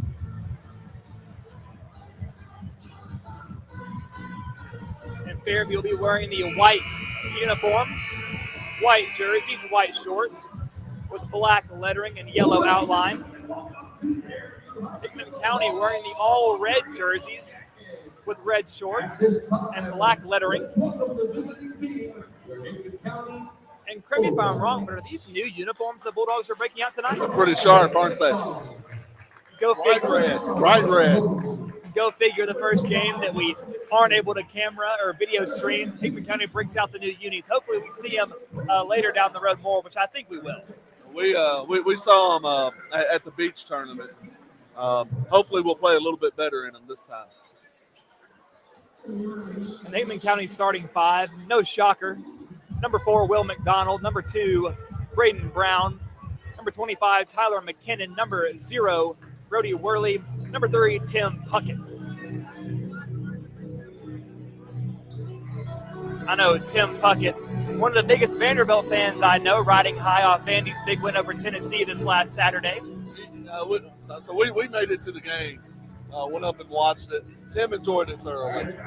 I did not as much, but respect to Tim, and hopefully watching Pavia play will give him a bit more motivation to play hard on the court here tonight. We'll hope so. Now it's time for Fairview starting lineup. Number 1, TJ Weiss is the first one introduced. Number 11, John Barrick. Number 21, Trace McCoy. And number 24, Lander Horde. And number 33, Mason Johnson. So a lot of these names very familiar to Hickman County. I mean, I remember last year we saw a lot of John Barrick. We saw a lot of Lander Horde, a lot of TJ Bice. I mean, these names, Hickman County should be well prepared. Pretty similar team from last year. But as we know, I mean, coaching styles can change, how you game plan, how you scheme. So many things can change in the span of a year at the high school level. So just because the names and players are the same doesn't mean that's the same Fairview team out there. They're a year better. They've got a year of experience, just like we have a year of experience. And now you just come out and you execute. And it'll be McKinnon squaring off with Horde at midfield, or midcourt rather, and he tips it to Worley. Now it's BB, Braden Brown up the floor, Tim Puckett at the right wing. Now back up top, a lot of quick passes. Worley gives Puckett left to Brown. McDonald in the corner. Pump fakes, goes across the way. Tim Puckett for three. Yes, sir. Tim Puckett gets us started with a triple. Fairview came out in a zone, and that's going to be something that if we'll move the ball around like that, we'll get shots. And Tim in the corner. Pump fakes, passes. McDonald from three. How about another? First Tim, now Will. The Dogs are rolling early. 6-0 in the game's first minute. Down the floor. Fairview looking. Barrett dishes. Looking for help, finds Johnson in the left corner. Up top, Horde. Drive, spins through the paint. Pulls up from two, kicks off the back of the rim. It'll get the rebound. Left hook, and a tough two from Horde. Bulldogs have to box out right there. We had everybody in position, but we just turned, and instead of putting a body on our guy, the ball bounced over us to Fairview. So Fairview finds their first bucket. 6-2, Dogs lead early. McDonald gives to BB. Back to Will Mack from three, off the glass, no good. And Worley tips it out, and Will comes up with it. So Dogs will stay in possession. Tim swings to Brown. Brown pump fakes a three from the left wing and drives. His two won't go. Takes his seat on the floor, and Fairview on the offensive. Horde again, right side, driving hard into the paint. And it's a foul on the floor against the Dogs. That's just a nice hard drive by number 24. He caught the ball on the right wing, drove left. I kind of wondered. I didn't watch him shoot, but I kind of wonder if he's left-handed because he was the guy who had a nice little left-handed jump hook a while ago. Certainly something to be looking out for. It'll be Horde throwing it in. Finds Barrick in that right corner. Barrick gives back to Horde up top. Working Worley, gives left. That's McCoy, back to Horde. Horde drives. Oh! That's going to be a charge every day of the week, twice on Sunday. Brody Worley takes the fall, and it'll be Bulldog basketball. That was a hard drive. Brody beat him to the spot. He just lowered his shoulder and went straight through him. Good take by Brody. So already we've seen guys and girls, very physical play styles here so far. Under 6 minutes to play in the game's first quarter. We are quickly underway here on WNKX. We appreciate you tuning in. I'm Josh Copley alongside Ron Puckett, bringing you the action live from Williamson County. That's McDonald. Looking for help, finds Tim, wing to wing, now to McKinnon underneath. Finds it, nice play by Brown to come up with a tipped pass. Now McDonald dribbles right, back up top to Brown, floats it, McKinnon, back to McDonald, goes left, baseline, swings it out to Puckett from three. Off target, just to the left, no good on the Timmy triple. Barrick now, right side of the floor for the Jackets. Up top to McCoy. Goes left. At the free throw stripe, kicks out to Bice. Bice, corner. Johnson at the wing. Up top, it's Barrick. Tipped out of bounds by Worley. It'll stay with Fairview. But Brody Worley making a quick defensive impact in this one. Good deflection right there. They're trying to set up a play for number 24. I'm not sure what his name is. You probably know, but as Braden Brown gets a deflection on the inbounds play. That's something the Bulldogs want a lot of is deflections. Deflections a lot of times lead to loose balls, and loose balls lead to points. So Horde inbounds it to McCoy. McCoy guarded by Puckett, dribbles inside the perimeter, kicks it back out. Long two by Horde, no good. On Worley right there. So the whistle blows, that'll send Horde to the line. That's where Brody just has to understand. You challenge the shot straight up, but don't, he tried to reach for the ball right there, and you're going to get called for a foul on that every time on a jump shooter.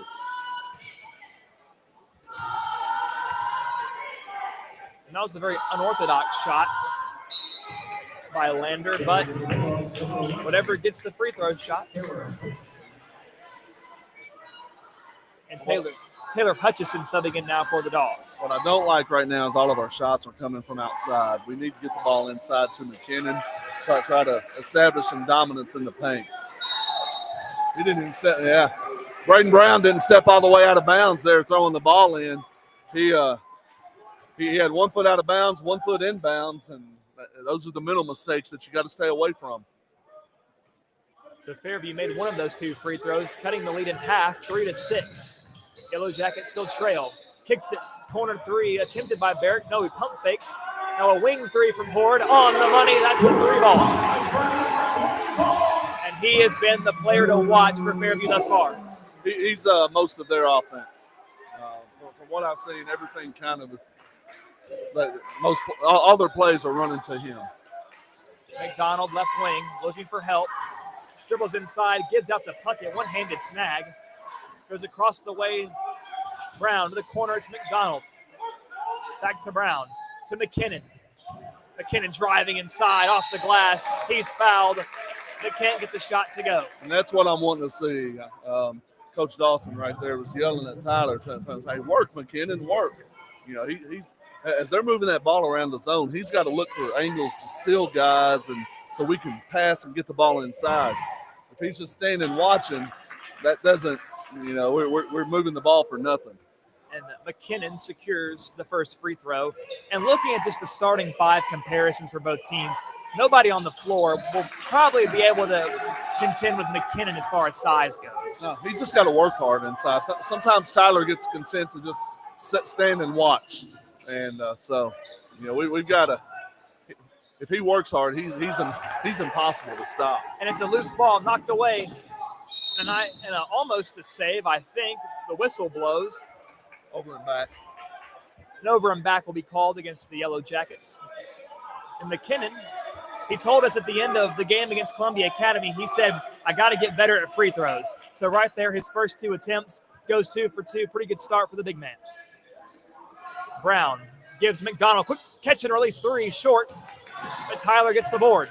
McKinnon drives, steps through off the glass. Can't get it to go. And a foul is called against the Dogs. It'll be Fairview ball. And right there, when McKinnon went up, that was just unfair. How do you stop that? Well, obviously they stopped it because he didn't hit the shot. So we'll just say he stopped himself. Should have been a block, really. Number one jumped up under him. There was a lot of contact up in the air that the officials chose not to call. So you really can't blame Tyler for missing that with as much contact as there was. And Will Mack was the one called for the foul there, his first. Fairview trying to piece something together. And Will gets the steal. And has it stripped loose, and they'll say it stays with the Dogs. That was John and Barrick there playing tight defense. Now some substitutions for Fairview. Will got absolutely mugged on that right there. The referee was right on it, but he was so close he couldn't see anything. Bison Barrett coming out for Giles Brown and Price Baker. Hutchison up top gives the Puckett. Across the way to BB. Brown from three, high arcing three, rattles in and out. The cursed rim strikes again, and Fairview on the rebound, and they're driving left side. Looking for help. Finds McCoy. McCoy to Horde. Baseline goes up, and McKinnon blocks it, but Horde gets the ball back and puts it up for two. Looked like a great block at first, but an even better recovery. The block took Tyler out of position to get the rebound, and nobody else was there. He just bounced straight back to him. McDonald dribbling on that left wing in front of the Fairview student section. Goes to Tim, quickly inside to McKinnon, back to Puckett. Now to Hutchison. Under 2.5 to play in this first quarter. We're all tied 8 apiece. Hutchison inside. Nice bounce pass to McKinnon, but he lost the handle on it, and it'll be a Bulldog turnover, Fairview ball. Good pass there by Taylor Hutchison. Did a little high-low bounce pass. Tyler just didn't wrap it up and finish. He's got to go grab that 2 hands. McCoy up the floor. Gives over to Brown. McCoy being double teamed. Has it knocked loose. Now it's a break for the Dogs. 1-on-1. McDonald has his dunk blocked. Out to Hutchison from 3. No good. McKinnon with the board. Out to Brown. Wide open 3. No good. Fairview with the board, and there's some momentum for the Yellow Jackets. A great block right there. Perfect timing. Had the layup, and they made a great defensive play. McCoy, double team. McDonald and Hutchison. It's knocked loose. There goes Taylor. 1-on-1, steps through. No, it rolls out. And Wilmack is fouled, going up for the rebound. So right now, if you look at the execution part of it right now, Fairview's out executing us. We've had chances to score that we're not catching the ball on. We've had layups that we've missed. We've got to show a little bit more focus, a little bit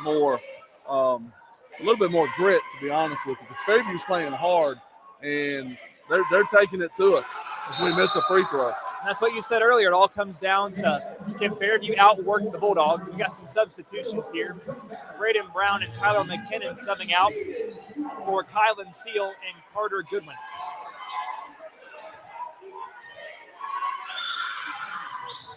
And McDonald gets the second free throw to fall. So Will goes 1 for 2 there to give the Bulldogs a 9-8 lead with under 90 seconds to go in the first quarter. Bulldogs back to a man-to-man now. We're going to isolate for 24. Here he goes. And Hickman County well prepared for it. Pass underneath. Goes up, and a walk is called. Cancel the basket. Fairview got the switch that they wanted. 34 is probably about 6'4", 6'5". Had Carter Goodwin guarding him, but he shuffled the feet before he put the ball in. Under a minute to play in the first quarter. Goodwin, a phenomenal ball carrier, brings it up. Gives to Puckett left side. Hutchison up top. Back to Goodwin.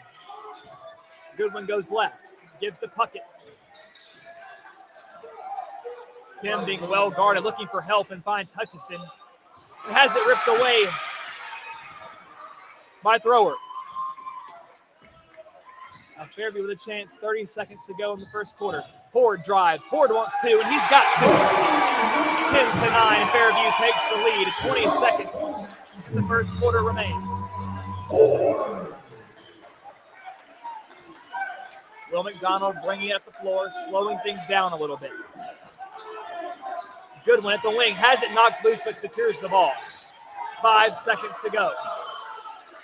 Goodwin to McDonald from 3, buries it as the quarter expires. Will McDonald with a big-time 3 to take a little bit of momentum back. 12-10, Bulldogs lead. Second quarter coming up soon.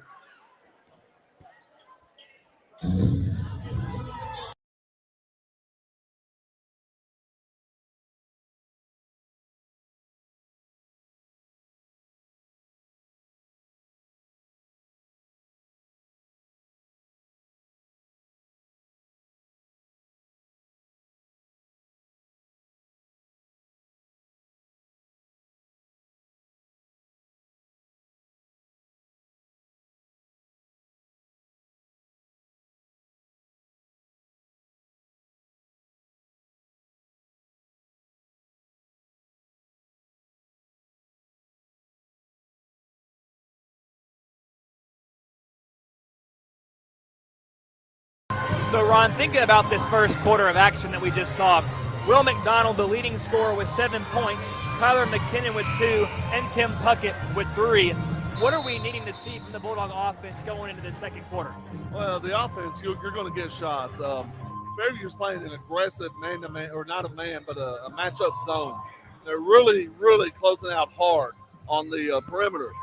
If we will work the ball around, the middle is wide open. We've gotten the ball into Taylor Hutchinson in a high post a few times. They can work that high-low, get the ball inside, and get the ball inside for layups if we'll work it around and be patient. So we're underway with the second quarter here from Fairview High School. The Yellow Jackets with possession first. They trail by 2 to the Dogs. Barrett drives in the paint, kicks it to Bice in the corner. Now over to Johnson. Lost the handle of it. Loose ball, and Seal's got it. Kylan Seal driving now. Pulls up and gets it back to Goodwin. Now to Tim.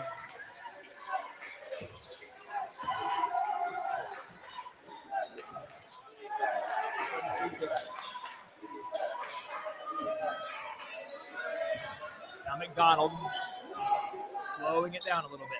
Now Goodwin up top. Back to Will. Will wants to drive. Steps through. Has it blocked by Baker.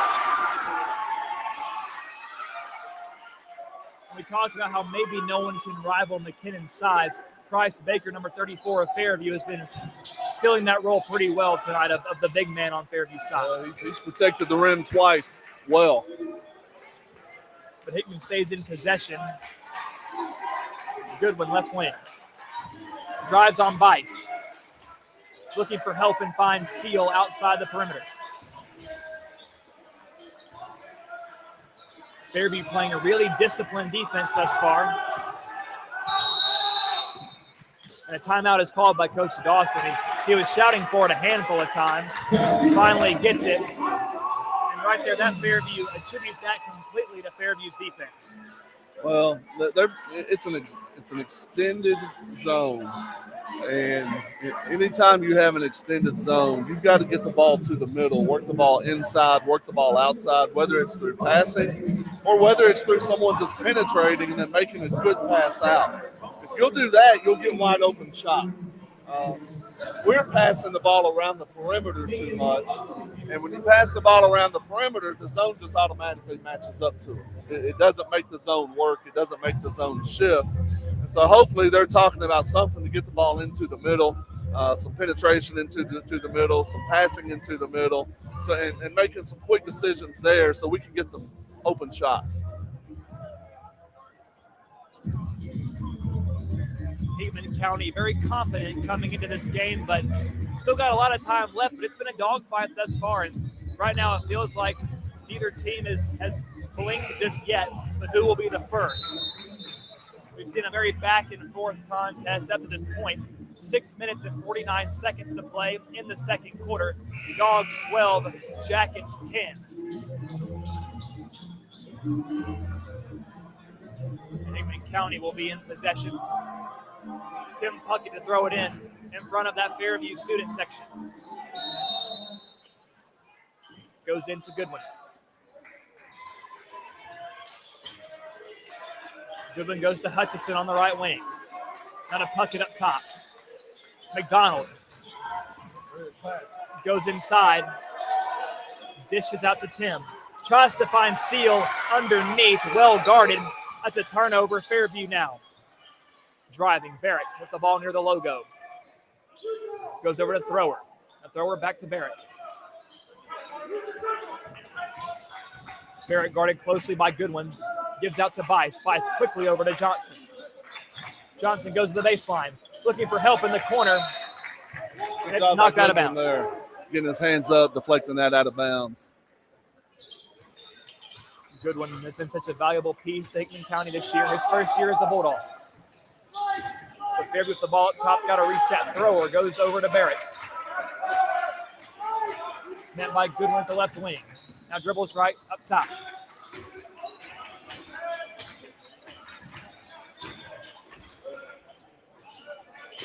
Baker, right wing, guarded by Seal. Seal giving him all kinds of trouble.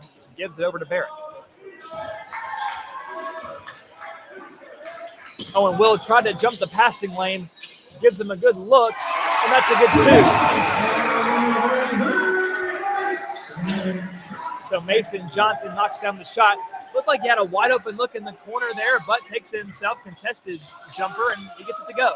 So 12-12 now. McDonald dribbles in, but he's called for a walk. And it was, defensively, if you gamble 30 feet out from the goal, you've got to be able to get the ball. Otherwise, you put your teammates into a rough situation because you're out of half court and they're having to guard your man, and that's what happened on the last one. For Fairview, after tying it up, a chance to take the lead here. Thrower up top. Gives left to Johnson. Pass inside. Baker, left corner. Had a look, doesn't take it. Now Fairview resets.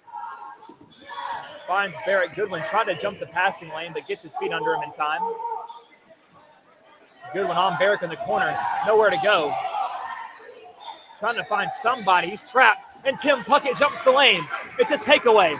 One-on-one. Dogs have numbers. McDonald lays it up and in for an easy two. And Will, right there, the smart play to take the conservative layup. Good defensive possession right there. We were patient. We stayed in our lanes. Finally got a chance to put some pressure on. Got the steal and the layup. And the whistle blows, waiting for the call. It's going to be a blocking foul on Carter Goodwin. So after the blocking foul on Goodwin, it's a foul on the floor. Actually. Waiting for the official call there. What'd you see there, Ron? 4. And it is. It's Will McDonald. 4. Okay. They get Will his second foul. Maybe he reached in from the side or something. I thought it was going to be a blocking foul. Bounce pass inside, well guarded. Not many places to fit that in. Brown on the drive, steps through, layup, and it was blocked, but a foul is called, and BB will shoot a couple.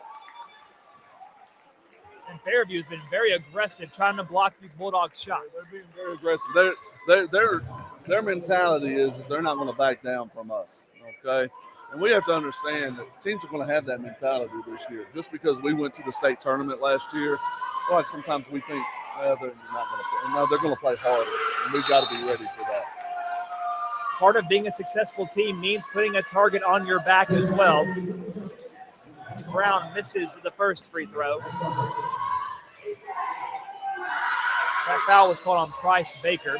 And Brown goes 0 for 2, so it'll stay 14-12 Dogs. McCoy driving in a hurry. Hands to Johnson, guarded by Brown. Hands to Horde back in the game. One of their more potent scorers. Mid-range jumper, and that's an impressive shot. He gets it to fall, and we're tied at 14. Under 4 minutes to go in the first half.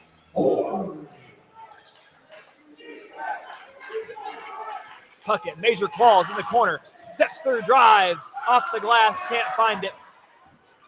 So Qualls and Worley in the game now for Hickman County. And a three from McCoy. Kicks off the rim, no good. And a foul is called on the Bulldogs. They'll get Major Qualls, his first.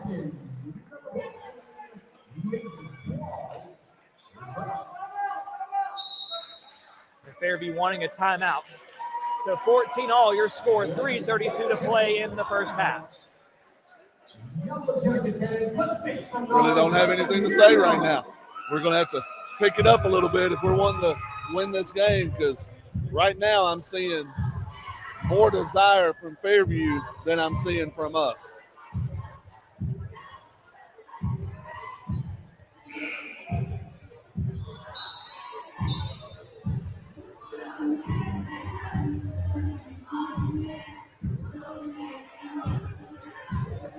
And what I've seen a lot from Fairview in this game, they have subbed in quite a few guys already so far, in and out. And all of them have been playing really consistent, really strong defense, no matter what team of 5 guys are out there right now. Well, they've got their defensive scheme that they have. Now, what I would be interested in is if we're able to start scoring against it, do they have a backup scheme? I feel like they probably don't. And a loose ball on the inbound. Fairview sticks with it. Ford at the right wing, guarded by McKinnon very loosely from 3, and he's got another one. And Lander Ford is having himself a half so far.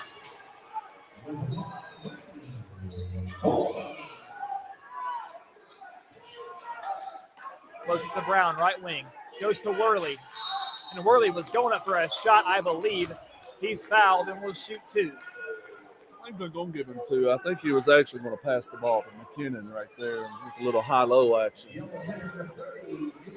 Big thing we got to do now is hit free throws because we missed several already.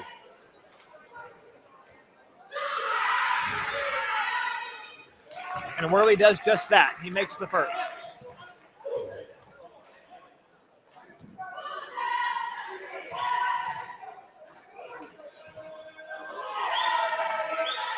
And Worley got the second. The Bulldogs cut it down to a point, separating them from Fairview. 17-16, they trail. Hickman County swarming on the defensive side. Run a little run and jump action. Should have had a steal right there. Braden Brown finally did get it. Down to Puckett. One-on-one with Horde. He lost handle on it. And it's a loose ball. Rushed a little bit. Horde in hot pursuit forced the mistake. Now Fairview back on offense. He looked backwards at the defense instead of focusing on the goal there and lost it. And a nice rebound by Qualls, showing off those hops. Worley to Puckett. Back to Worley. Brody drives, kicks to Tim from 3. There is a Timmy triple. That's what I'm talking about. Brody penetrated in there, drew 2 guys to him, and got our shooter wide open. We need more action like that right there. And if you leave Tim Puckett that open, he's going to make you pay for it 9 times out of 10. But Lander Horde continues to tear apart Hickman County another 2. He might be the only guy that scored for him. I don't know. They've got a couple other points elsewhere, but he's probably got 14 points. And Puckett again. Again, he's got it. Tim is on fire. 22-19, Bulldogs up front. McCoy dribbles in, gets out their hot hand, Lander Horde. He tries from 3. This time he misses, one of the rare times tonight, and Hickman's got the ball. Brown driving. Kicks it to Puckett in the corner. He wanted it, decides otherwise, and gives to Qualls. And a walk is called on McKinnon. And Ron, I saw you pointing. Brown was wide open in that corner. What's that? Brown was looking pretty open in that corner. Yeah, one more pass right there, and we've got another shot. So Fairview with the ball, inbounding it in front of their own bench. McCoy up the floor on Puckett. Goes over to Barrett. Now it's Horde. He wants to drive. No call. Misses the layup. Worley took a tumble. Takes charges better than anybody I've seen. Brown. Nice move. Steps through, but he walks. He did. He shuffled his feet. He shuffled his feet before he made the move. Tim actually got away with the walk out here.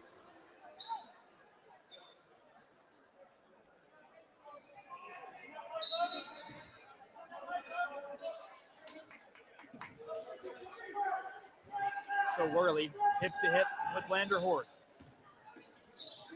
Pass to Barrett, nice snag. Saves it from going out of bounds. Back up top, Fairview. And Worley. That's a double dribble. No double dribble called. Bulldogs are really going to have to give help on 24. The way he's shooting right now, we're not going to stop him one-on-one. And McCoy, wide open 3, doesn't get it. 30 seconds to go in the half. Dogs up by 3. To Qualls. Qualls drives. Off the glass, no good. And it goes out of bounds off Fairview. No! Oh, no, okay. Okay, they correct it. So right there, that was great penetration there by Qualls. He had 2 guys open on the opposite wing.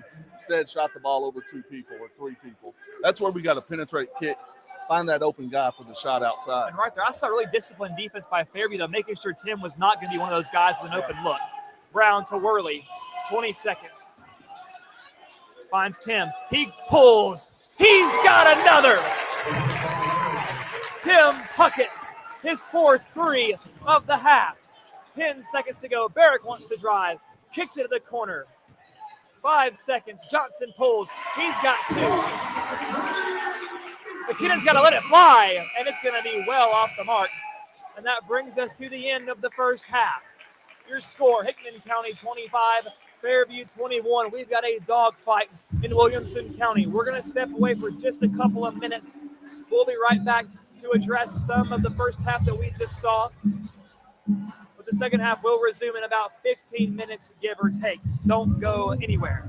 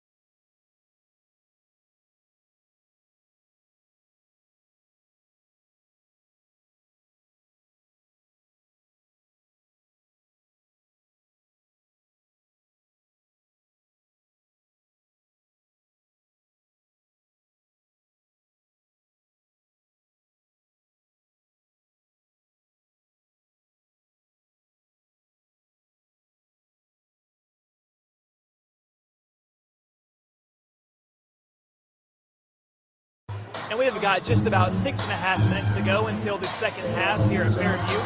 Between your Hickman County Bulldogs and the Fairview Yellow Jackets, Hickman County leads 25-21. And it has been a scrappy fight back and forth. I mean, both these teams are really have a desire to win. Fairview right now, they've been playing really hard, as we talked about in that first half. We look at the point breakdown for Hickman County.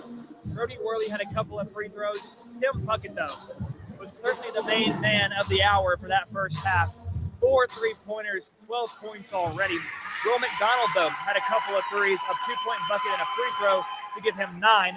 And Tyler McKinnon had 2, both on free throws. So Hickman County, we're seeing some of their scorers take advantage of open shots like Tim and Will, but I feel like there's still something left to be desired on the Hickman County offensive side. Well, I mean, they've got to move the ball a little bit better. And I think if they will move the ball, get the ball inside, kick the ball outside, you know, you pointed out 18 of our points have come from beyond the arc, 18 out of 25. In order for us to really establish a presence, we have to get more points at the rim. And we've only gotten 2 points at the rim. They've blocked us twice at the rim. I think we've gotten 1 layup. So to me, that's really where you establish your dominance, is inside at the rim, not letting the other team win those battles. And then the other thing that we have to do is we have to stop Lander Horde. He's got 17 of their 21 points. They've had 2 guys score. So, that's the thing. I feel like more than our offense, that's the thing that Coach Dawson is talking about. Okay, what do we need to do to make this guy have to work a little bit harder for his points? Because their whole offense is designed to get him shots. As they run their offense, you'll see other guys who are open for shots, but that's not their role. That's not their job. So that they're passing it. And so we've got to do a better job of stopping him. Well, then we've seen Lander. He's even hit some shots that are well guarded. I mean, he's been doing a little bit of both. He's been hitting open shots, contested shots. He's just a really talented ball player. He's single-handedly keeping them in the game. When we guard him one-on-one, he's beat us every time. So that's where you have to start sending traps. That's where you have to get the ball out of his hands and into the hands of a person that maybe doesn't want to shoot it, doesn't want that pressure. And for those of you wondering, we will not, unfortunately, be hearing from Coach Gavin Gordon, his player of the game. Given our precarious setup here at Fairview, we're at the very top of the bleachers. Not a whole lot of room for an interview to take place, so we do apologize for that. But hopefully for Friday's game at Ravenwood, we will be able to get that back underway. If I don't show up to work tomorrow, it's because I fell off these bleachers. So getting down is going to be a challenge. Well, listen, it's pretty rough on the back, too, being up here against this concrete wall. But you know what? It's for the love of the game. You know what I'm saying? Whatever it takes to get the game out. Absolutely. And it looks like a lot of Bulldog fans have shown up here at Fairview to support these Bulldogs. We love to see that. Of course, we here at WNKX are always going to advertise and encourage that you show up in person and support these guys with your voice. Let yourself be heard. Cheer for them. Let them know you care and that you support them. But if you can't, that's what we're here for, to bring you the game, usually via camera, via video live stream, but sometimes you got to adjust, and we got our audio-only stream here tonight. We're just about 2.5 minutes away from resuming action here in Williamson County. Hickman County looking to increase to 4-1 on the season. Of course, their one loss at the hands of Lawson in the Beach Thanksgiving Classic. What I think what some may not realize is that Lawson is a 4A school. They're a lot bigger than we are, and that can certainly factor into when you have the roster depth and the amount of people you can pull from as far as talent in the school. So all things considered, Hickman County doing pretty well for themselves. They're doing all right. I still think they should have won. It's a valid point. Even Coach Dawson said at the start of the year, we asked him, what's the key to playing consistent basketball across a full season? Because we know last year started off a little bit rocky, a little bit shaky, but then they settled in and became one of the best teams, in the region. So that game against Lawson might be an example of one of those performances that Dawson would like to have back, but he does know it was there'd probably be one or two of those mixed in there. Just try to keep them to a minimum. As a coach, you don't like to see them. That's why we always appreciate having you up here in the booth to call these games. You bring that coach insight that not many people can. I don't know if it's insight or not, but it's something.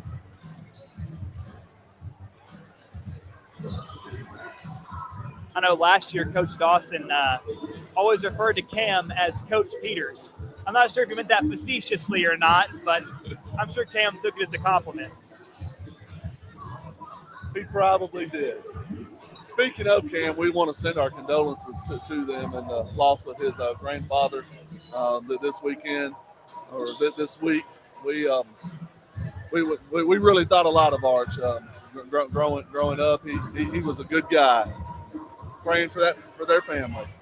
had the opportunity to go to Pinewood a few times for their church services, and Arch, even in his age and his health, he was always involved with all that at Pinewood Church of Christ. You know, he was just a good man through and through, good family man, loved by many. So, of course, to echo what Ron said, we do send condolences that way.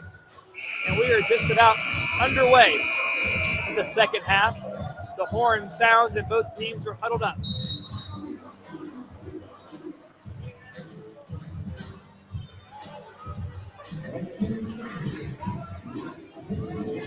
You know, I'm glad we haven't touched on this a lot, Ron. We talk about Coach Dawson, his leadership, his skills as a coach.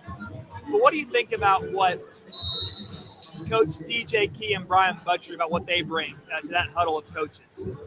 Anytime you got guys who play ball, who have experience, it adds to your ability to be a coach, because you can put some jobs on them. Each person has their own specialty. And McDonald pulls from three to start the second half, won't go. McKinnon with the rebound, but his foot was on the line. It'll be Fairview possession.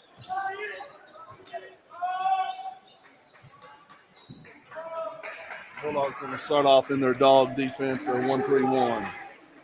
It served him well. McCoy goes to Barrett. Back to McCoy. Worley trying to cut off the passing lane. And there's Lander Horde driving. Left elbow, gives to Barrett. Horde guarded closely by Tim. Goes. McCoy had a look, but goes underneath. Johnson goes to Barrett. Bounce pass back outside beyond the arc. Horde pulls from three. Goodness gracious. Picking up right where he left off. 24-25. Fairview cuts it to 1 point. Well, that's a situation. They moved the ball around. Several guys passed up shots to get the shot for the guy they want to shoot. And Puckett pulls from three. He stays hot. So Tim answers right back with a big-time three ball. Both coaches are going a little bit nuts right now, saying, hey, only one guy's hitting shots right now. Let's find them. And Horde, the ball in his hands again, but gives back to McCoy. And McDonald gets the takeaway. Looking to reset, goes to McKinnon. Free throw strike. Back out. Tim Puckett wide open. And it rattles out. Hits off the rim, and as Tim said, you avoid the rim troubles. If you just avoid the rim altogether and go nothing but net. You don't hit the rim, you hit the shot. And Horde had it ripped away, but he's going to get that foul call. And they're going to give him 2 shots. That's McKinnon. McKinnon needs to be quiet right now. He reached in. He got the ball. Or he got his arm on the shot. He's asking for a push off, but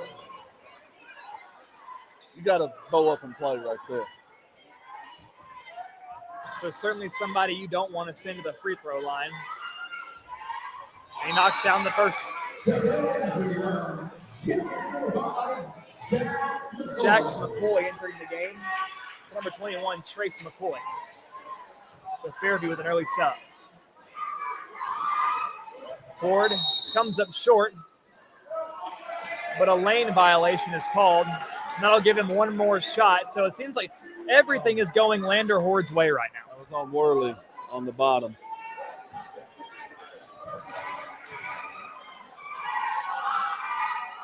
And of course, Horde makes them pay for it. He's got 22 of their 26 points right now. Certainly an impressive performance by that young man. Brown up the floor. Slowing it down goes to McDonald.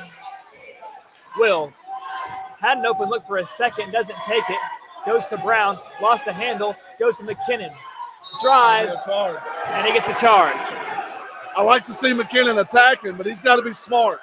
Right there, he just lowered his shoulder straight into him, and it was a charge. You know, Definitely make a move, go around the guy.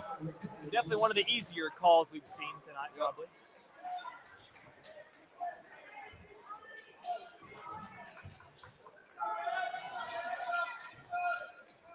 That's Barrick, left side of the floor.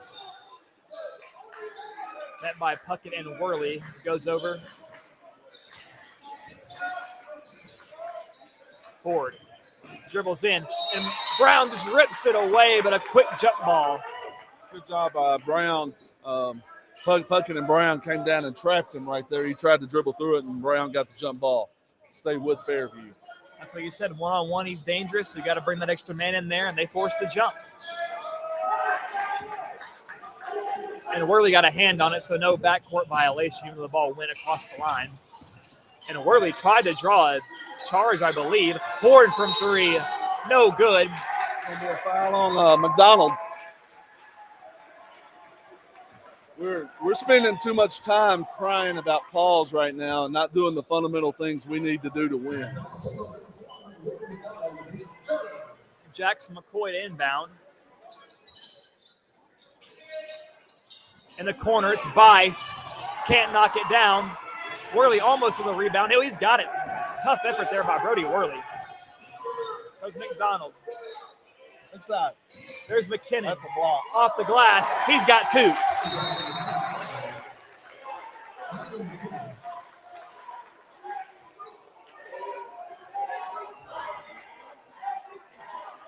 It's a flop warning.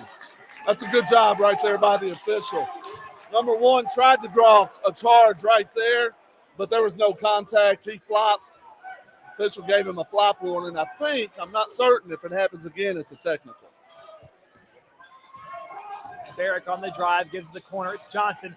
Throws it right off of McDonald, and Will just picks it up and says, thank you very much. I'll be taking that the other way.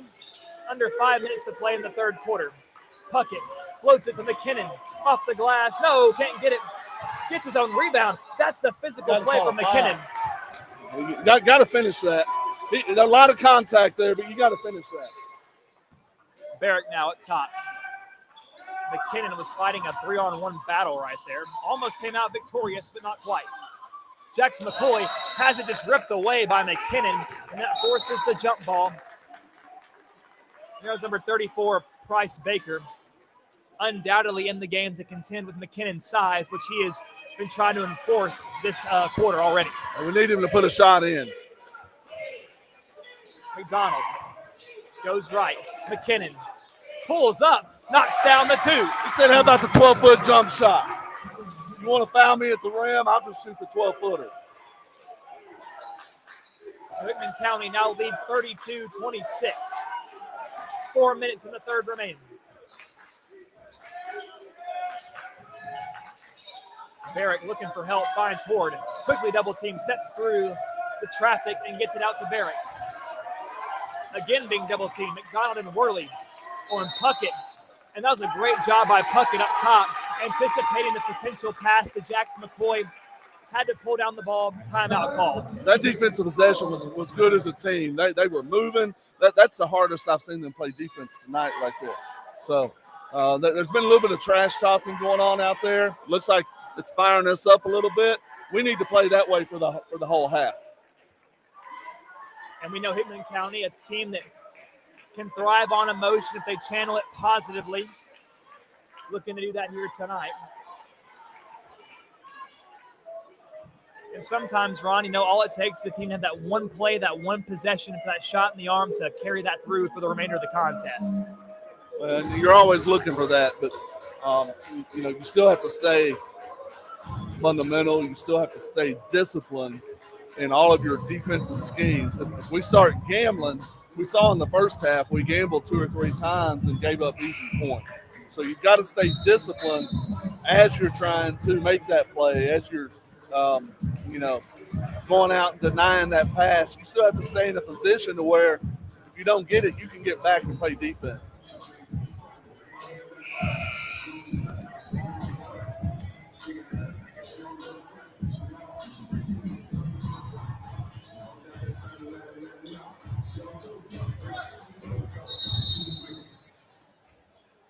Out of the timeout, it's Thrower back in the game for Fairview with the ball. Goes to Jackson McCoy. Thrower from 3. Won't find it. McKinnon with the rebound. Out to Worley. Brody catches, stops. Puckett, pump fakes, dribbles left. Goes to McDonald, corner, catch release. Buries it. Good offense right there. Puckett passed up a long 3, set up Will for the open 3. Those are the shots you knock down. right now our zone has forced Fairview to have some guys shoot the ball that really don't want to shoot the ball. McCoy dribbles. McCoy pulls from three. Line drive, kicks off the rim, no good. Worley secures the ball. Good job by Brody slowing that down. Worley gives to McKinnon. McKinnon wants to drive, kicks it to Tim. Deep three. You bet. He got it again. And that was a good job by Tyler. Ball goes inside. He sets up. He sees Tim inside out. That's great offense. That's beautiful to see.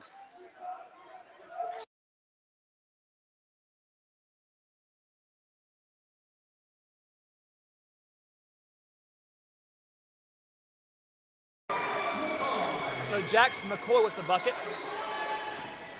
10-point ball game, 28-38. Dogs lead 2:10 to go in the third. McDonald with the ball up top. Looks like they've gone man-to-man now out of their zone. So this is where we just need to get the ball inside to Tyler and attack. And Hickman County has been absolutely lethal from three. Nice scheme. Puckett, open, pulls from three. He does it again! Are you kidding me? Tim Puckett on an absolute heater. 41-28. Dogs lead. McCoy swings it. Thrower tipped away by Puckett. Got the takeaway. He is doing it all. Don't force that. And Take a hit. jump stop. Bice, how about BB getting a hand on the ball? Oh, and he's called for a foul. They called that late. The ball had already come off the board there. Braden Brown probably gave up 4 or 5 inches in height to Bison. He got up in his face and denied that shot. It was beautiful. I think he got all ball. I think he got all ball. They may call us biased, though. And Bice misses the first free throw.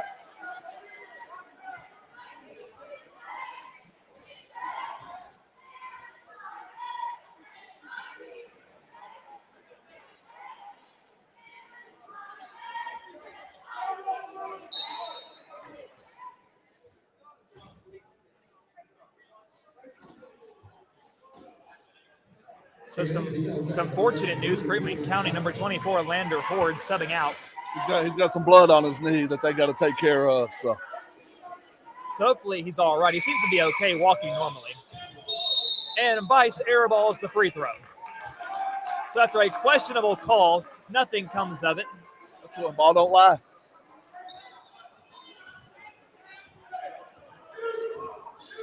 So we still are at 41-28 Bulldogs. Minute and 15 to go in the third.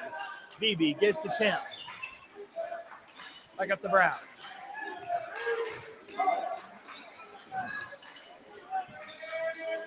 They are guarding Puckett closely, not wanting him to get open. And that's what you want right there. Inside to McKinnon. Should have been a foul. He stuck with it, laid it in. That was a set play all the way across. Taking the pressure that they're trying to deny Tim, had him set a screen on Tyler, inside bucket. Barrett to Bice in the corner. Fairview need an answer back. Barrett goes to McCoy. That's Tracy McCoy back in the game. Barrett steps through, drives. McCoy, the corner, it's Johnson. On Worley, giving him no space to breathe. Tim there to double team. Panicking a little bit, but he calms down and finds Barrett.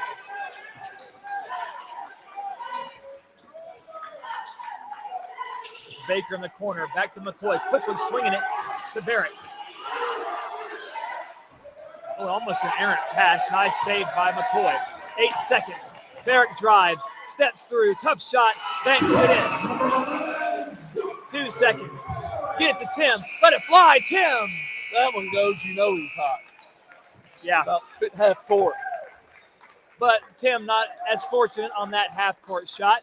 And that brings us to the end of the third quarter. Your score, Dogs 43, Yellow Jackets 30. 8 minutes to go to decide a winner here on WNKX. Dogs looking to stay hot. Fairview looking to finally get one over on Hickman County.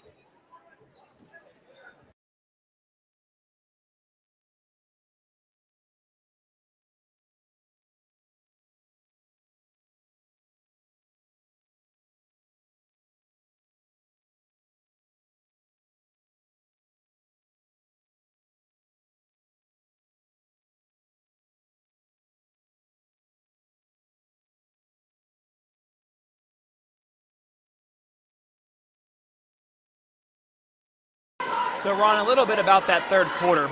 We look at the stats here. Tim Puckett had a couple of threes. McDonald had a couple of threes. But McKinnon had a couple of two-point buckets that were seriously lacking in the first half. I think that's been one of the big differences in the second half. Goodness gracious. Hopefully no one heard that. Woo! I'm going to tell you the difference in that quarter, though, was our defensive intensity. We went to our 1-3-1. Everybody was scrambling. They got a couple of shots. They scored a few points. That's going to happen in basketball. But we were playing hard, and then that translated over to our offense. If you play hard on defense, your offense gets better automatically.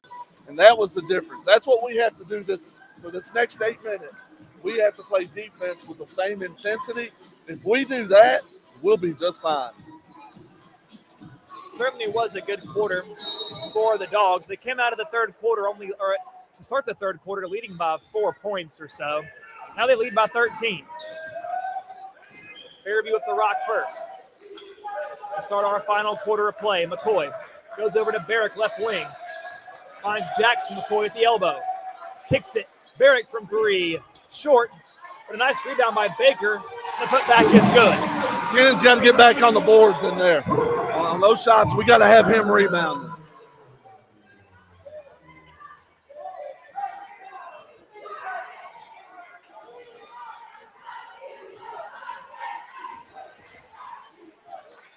Oh, and BB lost it. You saw him put his hands over his face as soon as it happened. I think he's lost it a little bit there. Yeah, that's just an unfundamental pass. You're trying to make a left-handed, one-handed pass. Jump stop, make a good pass. Take care of it.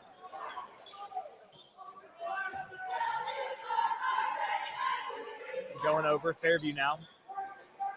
A minute has passed in the fourth. Barrett from the wing goes to McCoy. Now it's Tracy McCoy pulls from 3, the right wing, no good. And McKinnon tips it out, and McDonald's got it. Whoop. And McCoy has it stolen. And Coach Dawson almost came apart right there. Well, Will was asking. Wolf, everybody was getting, the whole gym was yelling Wolf. Bounce pass, open is Johnson. Gives it to McCoy. Hickman County is not allowing any easy shots thus far. And a tough 2 from the elbow won't go by McCoy. Rebounded by McDonald. This time Will checks both shoulders. He had his head on a swivel that time. That's what you got to do. That's what you got to do. Good rebound right there. He outfought 2 Yellow Jackets. And that should be a foul against Jackson McCoy, and yes, it is. So Will right there saving his pride, saving himself from the wrath of Coach Dawson, amongst other things. In basketball, you just make the next play. Nobody ever plays a perfect game. You just make the next play. That's what you have to focus on.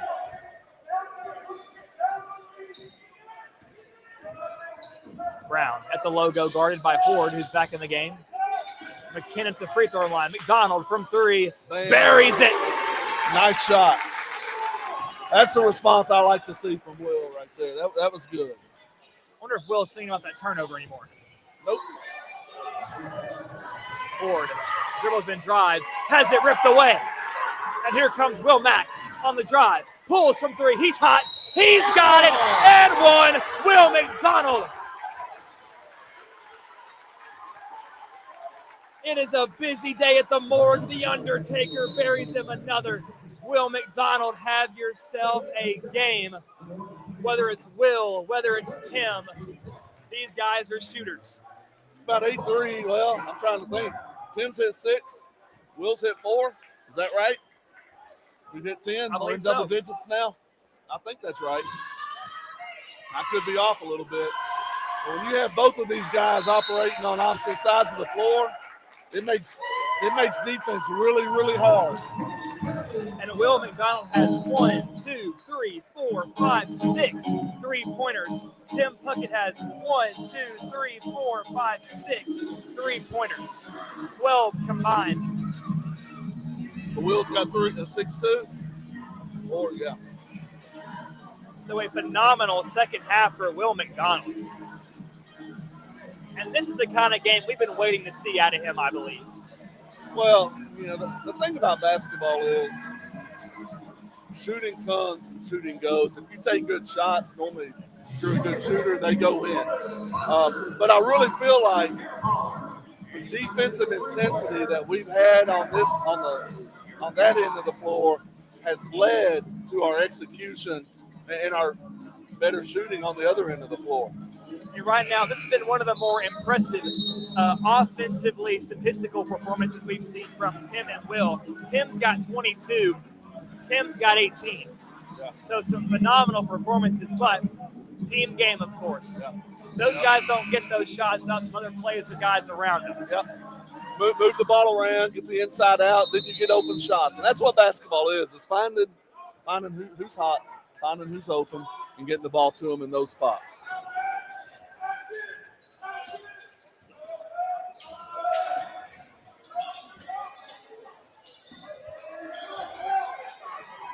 And that three is no good. Worley with the loose ball rebound. Like I said, we've got the right guys shooting now. Worley attacks the rim for the layup, misses it. Got to go up a little stronger with that. He did a one-hand scoop. I thought for a second it was going to fall, but unfortunately not. Loose ball knocked away. Ford from the left elbow, off balance, rims out, and the rim strikes back. Now it's Beebe, left side. Worley in the corner. Gives to McKinnon. Now Brown back up top. This is where the Bulldogs have to be patient. Clock's on your side. Let's run some plays. Let's get some shots we want. Worley catch and release three short. No good. So maybe that's a little quick. Rebounded by Giles Brown. I'd really like to see the ball in those situations get inside to McKinnon and then let your offense run off of McKinnon. If he doesn't have the open shot, somebody's going to have an open look outside. In these last 4.5 minutes, Tyler McKinnon has to touch the ball inside every possession. Bounce pass to Bice, secures it. Met by three dogs, kicks it out to Brown. Brown dribbles in, mid-range two. Nice jumper, he gets the ball. And McKinnon up to 3 fouls in this one. So really, Hickman County doing a good job of staying out of foul trouble. Yeah, I think right now 3 is the most anybody has right now. So as a coach, you like that going into the last 4 minutes of the game. Here goes McDonald, floats it to Worley. Brody looking for help. Now dribbles inside the paint. Wants to go all the way off the glass. Can't get it. McKinnon tries for the putback. Won't go, but he is fouled and will shoot 2. So that was a play. We're trying to get the ball inside to Tyler. They kind of sagged back off of Brody. Brody attacked the rim, but Brody's got to attack the rim stronger. He's trying to go in against these big guys with little one-hand pretty finishes, and you just got to be a man and attack the rim. McKinnon misses the first free throw. I think "be a man" is a good quote that describes really how this team has played this year, how they can play going forward. Grown-up basketball. And McKinnon gets that second free throw to fall. Goes 1 for 2. McKinnon with 7 points on the night. Kicks it, quick passes. Horde in the corner from 3. Off. Shot's not quite as close now. He's a little bit tired. His last 3 shots have been way off. I think you would agree, Ron. It's a very momentum-based sport. You know, if he hit that right there, we could see him go on another tear of hitting 3, 4 in a row maybe. But he hasn't seen one fall in a little bit, and that's probably impacting him slightly. Inside Horde, floater. This one he gets the ball. It's a nice set play for him right there. We've got to do a better job matching that. 3.5 to play. 51-36, Hickman leads.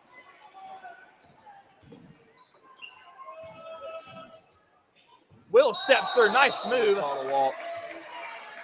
He's called for the walk. And that was. He went off the left and went off the right and then did a jump stop. You can't really do that. Will testing the waters of the rule book there.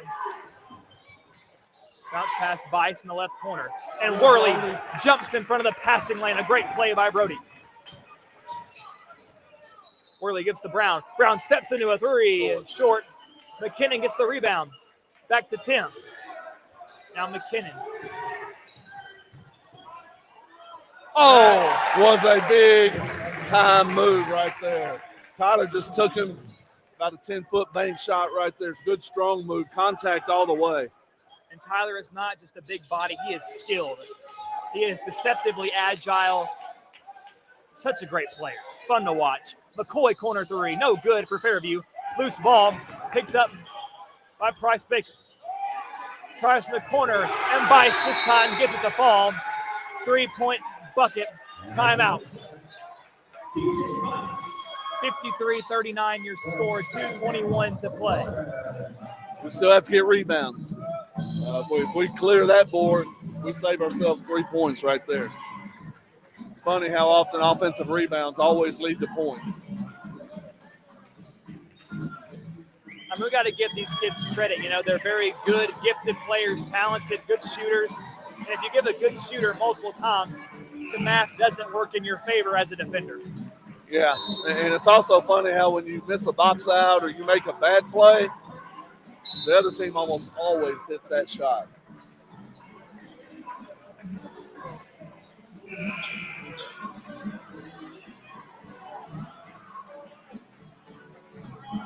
So I would expect Fairview to come out in the full court press right here. Calling a timeout immediately after a made bucket, and they're extending out to a full court 2-2-1. I mean, 14 points, 2.5 minutes, nothing over by any means. A deep pass, tipped, caught by McKinnon, went for the jam and couldn't get it.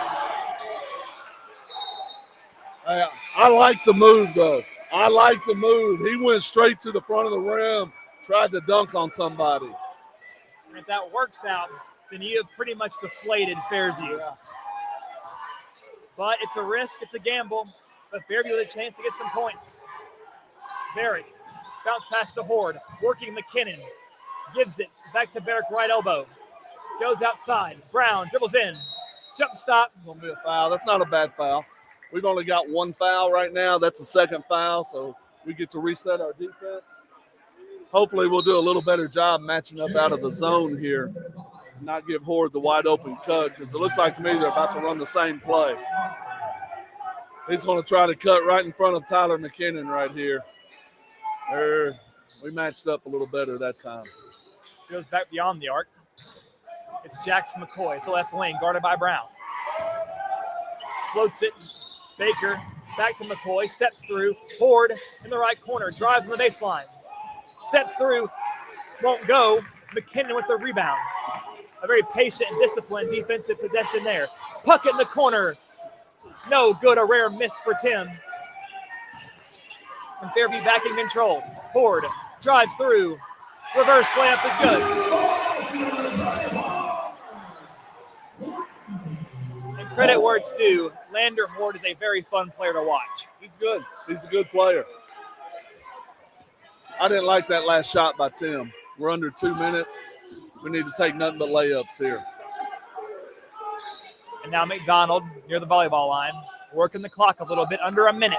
55 seconds and counting. Hickman leads 53-41. And it gets to a point where mathematically it's pretty much over. They're going to start fouling. And Tim tried to step through there, but he's fouled by Horde with 42 seconds. Now, Ronnie, you surprised they waited that long to foul? There was a lot of time that bled off. I am. They ran about a minute off the clock right there. Hang on to it. Make them foul you. There you go. And that should be foul number 5, which will send Tim to the stripe. It's going to be 4, I think. Yeah, foul. Yeah. 5-team foul. I thought you were talking about the 5th foul on Horde. That's just his 4th. Yeah, Tim should have 2 free throws right here. And if you're Fairview, I mean, there is a slim, whatever slim chance you have of getting back into this game, it's with Lander Horde on the floor. So if he fouls out, you lose a vital score, and Tim knocks down a free throw.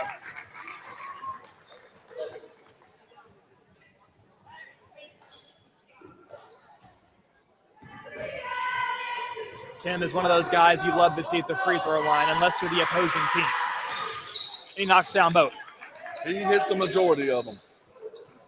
I was waiting for the announcer's jinx right there for him to miss that second one. But he did get some rim on that one. His skill outweighs my jinx. Spinning through is Jackson McCoy. Some nice moves and a tough 2-point bucket.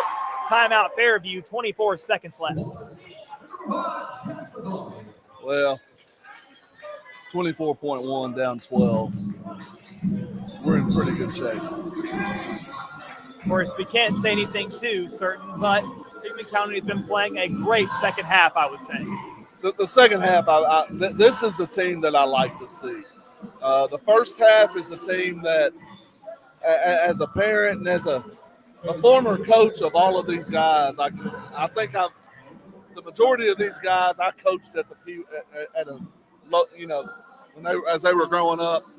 The first half is just blah, But when they put effort like that, right, they're fun to watch and they're hard to beat. I think a lot of people would agree with you about being fun to watch. I mean, this has been a pleasure to be able to broadcast for these young men, and the girls team, of course, won't leave them out. They have been a blast as well. But Hickman County looking to secure a W here on the road, and a win on the road against a rival. Doesn't matter the level of talent on either side, it's always going to be a good feeling. One thing has Coach Dawson subbed the second half? That's a great question. We have not seen. I don't think he has. I don't think he subbed the second half. These guys have gritted through the entire half there. So. Of course, when the chips are down, why not rely on your five starters, your 5 big-time players? Not to take anything away from any of the other bench players for Hickman County, but these guys are the 5 for a reason. If they're feeling good in the way they play, I'm not sure why Brody Worley is on the bottom. Okay, he's moving him down now. I thought Brody was trying to get a little rebound advantage there. Trying to cheat the system.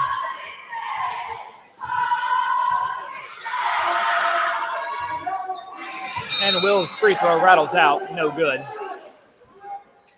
And somebody just walked by us down the floor is Dylan Qualls. And I'm wondering what this team's going to look like whenever he's back and ready to go. He's another guy that can drive, attack. He's somebody, if you're a defense, you've got to commit to stopping. Well, where he helps the team out so much is defense and rebounding a lot of times. He can drive, attack, but his size is hard to match up with. And a contested 3 won't go. McDonald got that second free throw to drop. And I think Fairview has conceded this one.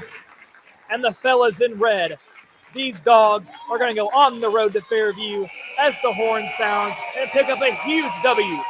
56-43. Hickman County topples Fairview in what was a back-and-forth first half, but a more decisive second half. Well, the first half was back and forth. The second half, the Bulldogs came out and they put their will on them. They started getting the ball inside. They moved the ball around, and defensively, they really picked up the pressure, picked up their intensity, and that's where the game was won. And it was just a great game all around. Team basketball is what wins you games, but it was a pretty good night for 2 fellas in particular that we're going to talk about. Will McDonald, the leading scorer with 23 points. That's probably the highest point total I've seen him have in a while, if not ever. I'm not sure what his high is, but Will is a guy that he can light it up. And he can get points in different ways. He can attack the rim. He can shoot the jump shot. So there's different ways he can score. He did a really good job tonight of doing that. And Hickman County's almost more fun to watch whenever Will McDonald is on fire. He's not just a great player, but he's a good entertainer. He's somebody who you love to watch, and he knows eyes are on him, and he wants to make a show out of it. And sometimes it's worked in his favor, sometimes it hasn't. But tonight, one of those nights where he's on it. I'm not as big on the show. I just want the results. But tonight we get a little bit of both. And thinking about shows, how about Tim Puckett, the show he put on? A 20-point night, I believe his first 20-plus point performance at the high school level, if I'm not mistaken. He had 22 last week against MLK. Okay. Right now, his shot's looking really good. Every time he shoots it, I think it's going in. Having watching him shot the ball since he was little, his shot looks really, really, really pure right now. And, as long as it's looking like that, keep shooting it. And it's going to take performances like that from these guys to carry Hickman County through the rest of the regular season and fingers crossed into the playoffs as well. Of course, still got a lot of games left before we start thinking about that. Got to start thinking about Ravenwood on Friday. What are some things you think Coach Dawson's going to address heading into that game at Brentwood? Well, you're still just looking at what we do. He wants better execution on defense. He wants better execution on offense. He wants effort for 4 quarters. He doesn't want you to, like the first half tonight, back and forth. I thought the defense was not as important to them in the first half as it was the second half. And he wants to get them to where they play that way for 4 quarters. Because if we play that way for 4 quarters, we're a really hard team. And there are some teams that you'll play if you don't play hard all 4 quarters, you're going to lose. You're going to get beat. So Hickman County is certainly going to be working on honing their craft. They got a few days here until Friday when they go on the road against Ravenwood, and we'll be there to cover the game. But before then, Thursday, we're looking to cover that middle school game, guys and girls as well, at the high school as they host the East Hickman Middle School Eagles. Should be a great, phenomenal night. We'll provide more details to you as they are made available. But until then, for Ron Puckett, I'm Josh Copley. A big congrats to both Bulldogs, Lady Dogs, and the boys taking home W's against Fairview. But until next time, we bid you adieu, goodbye, and good night.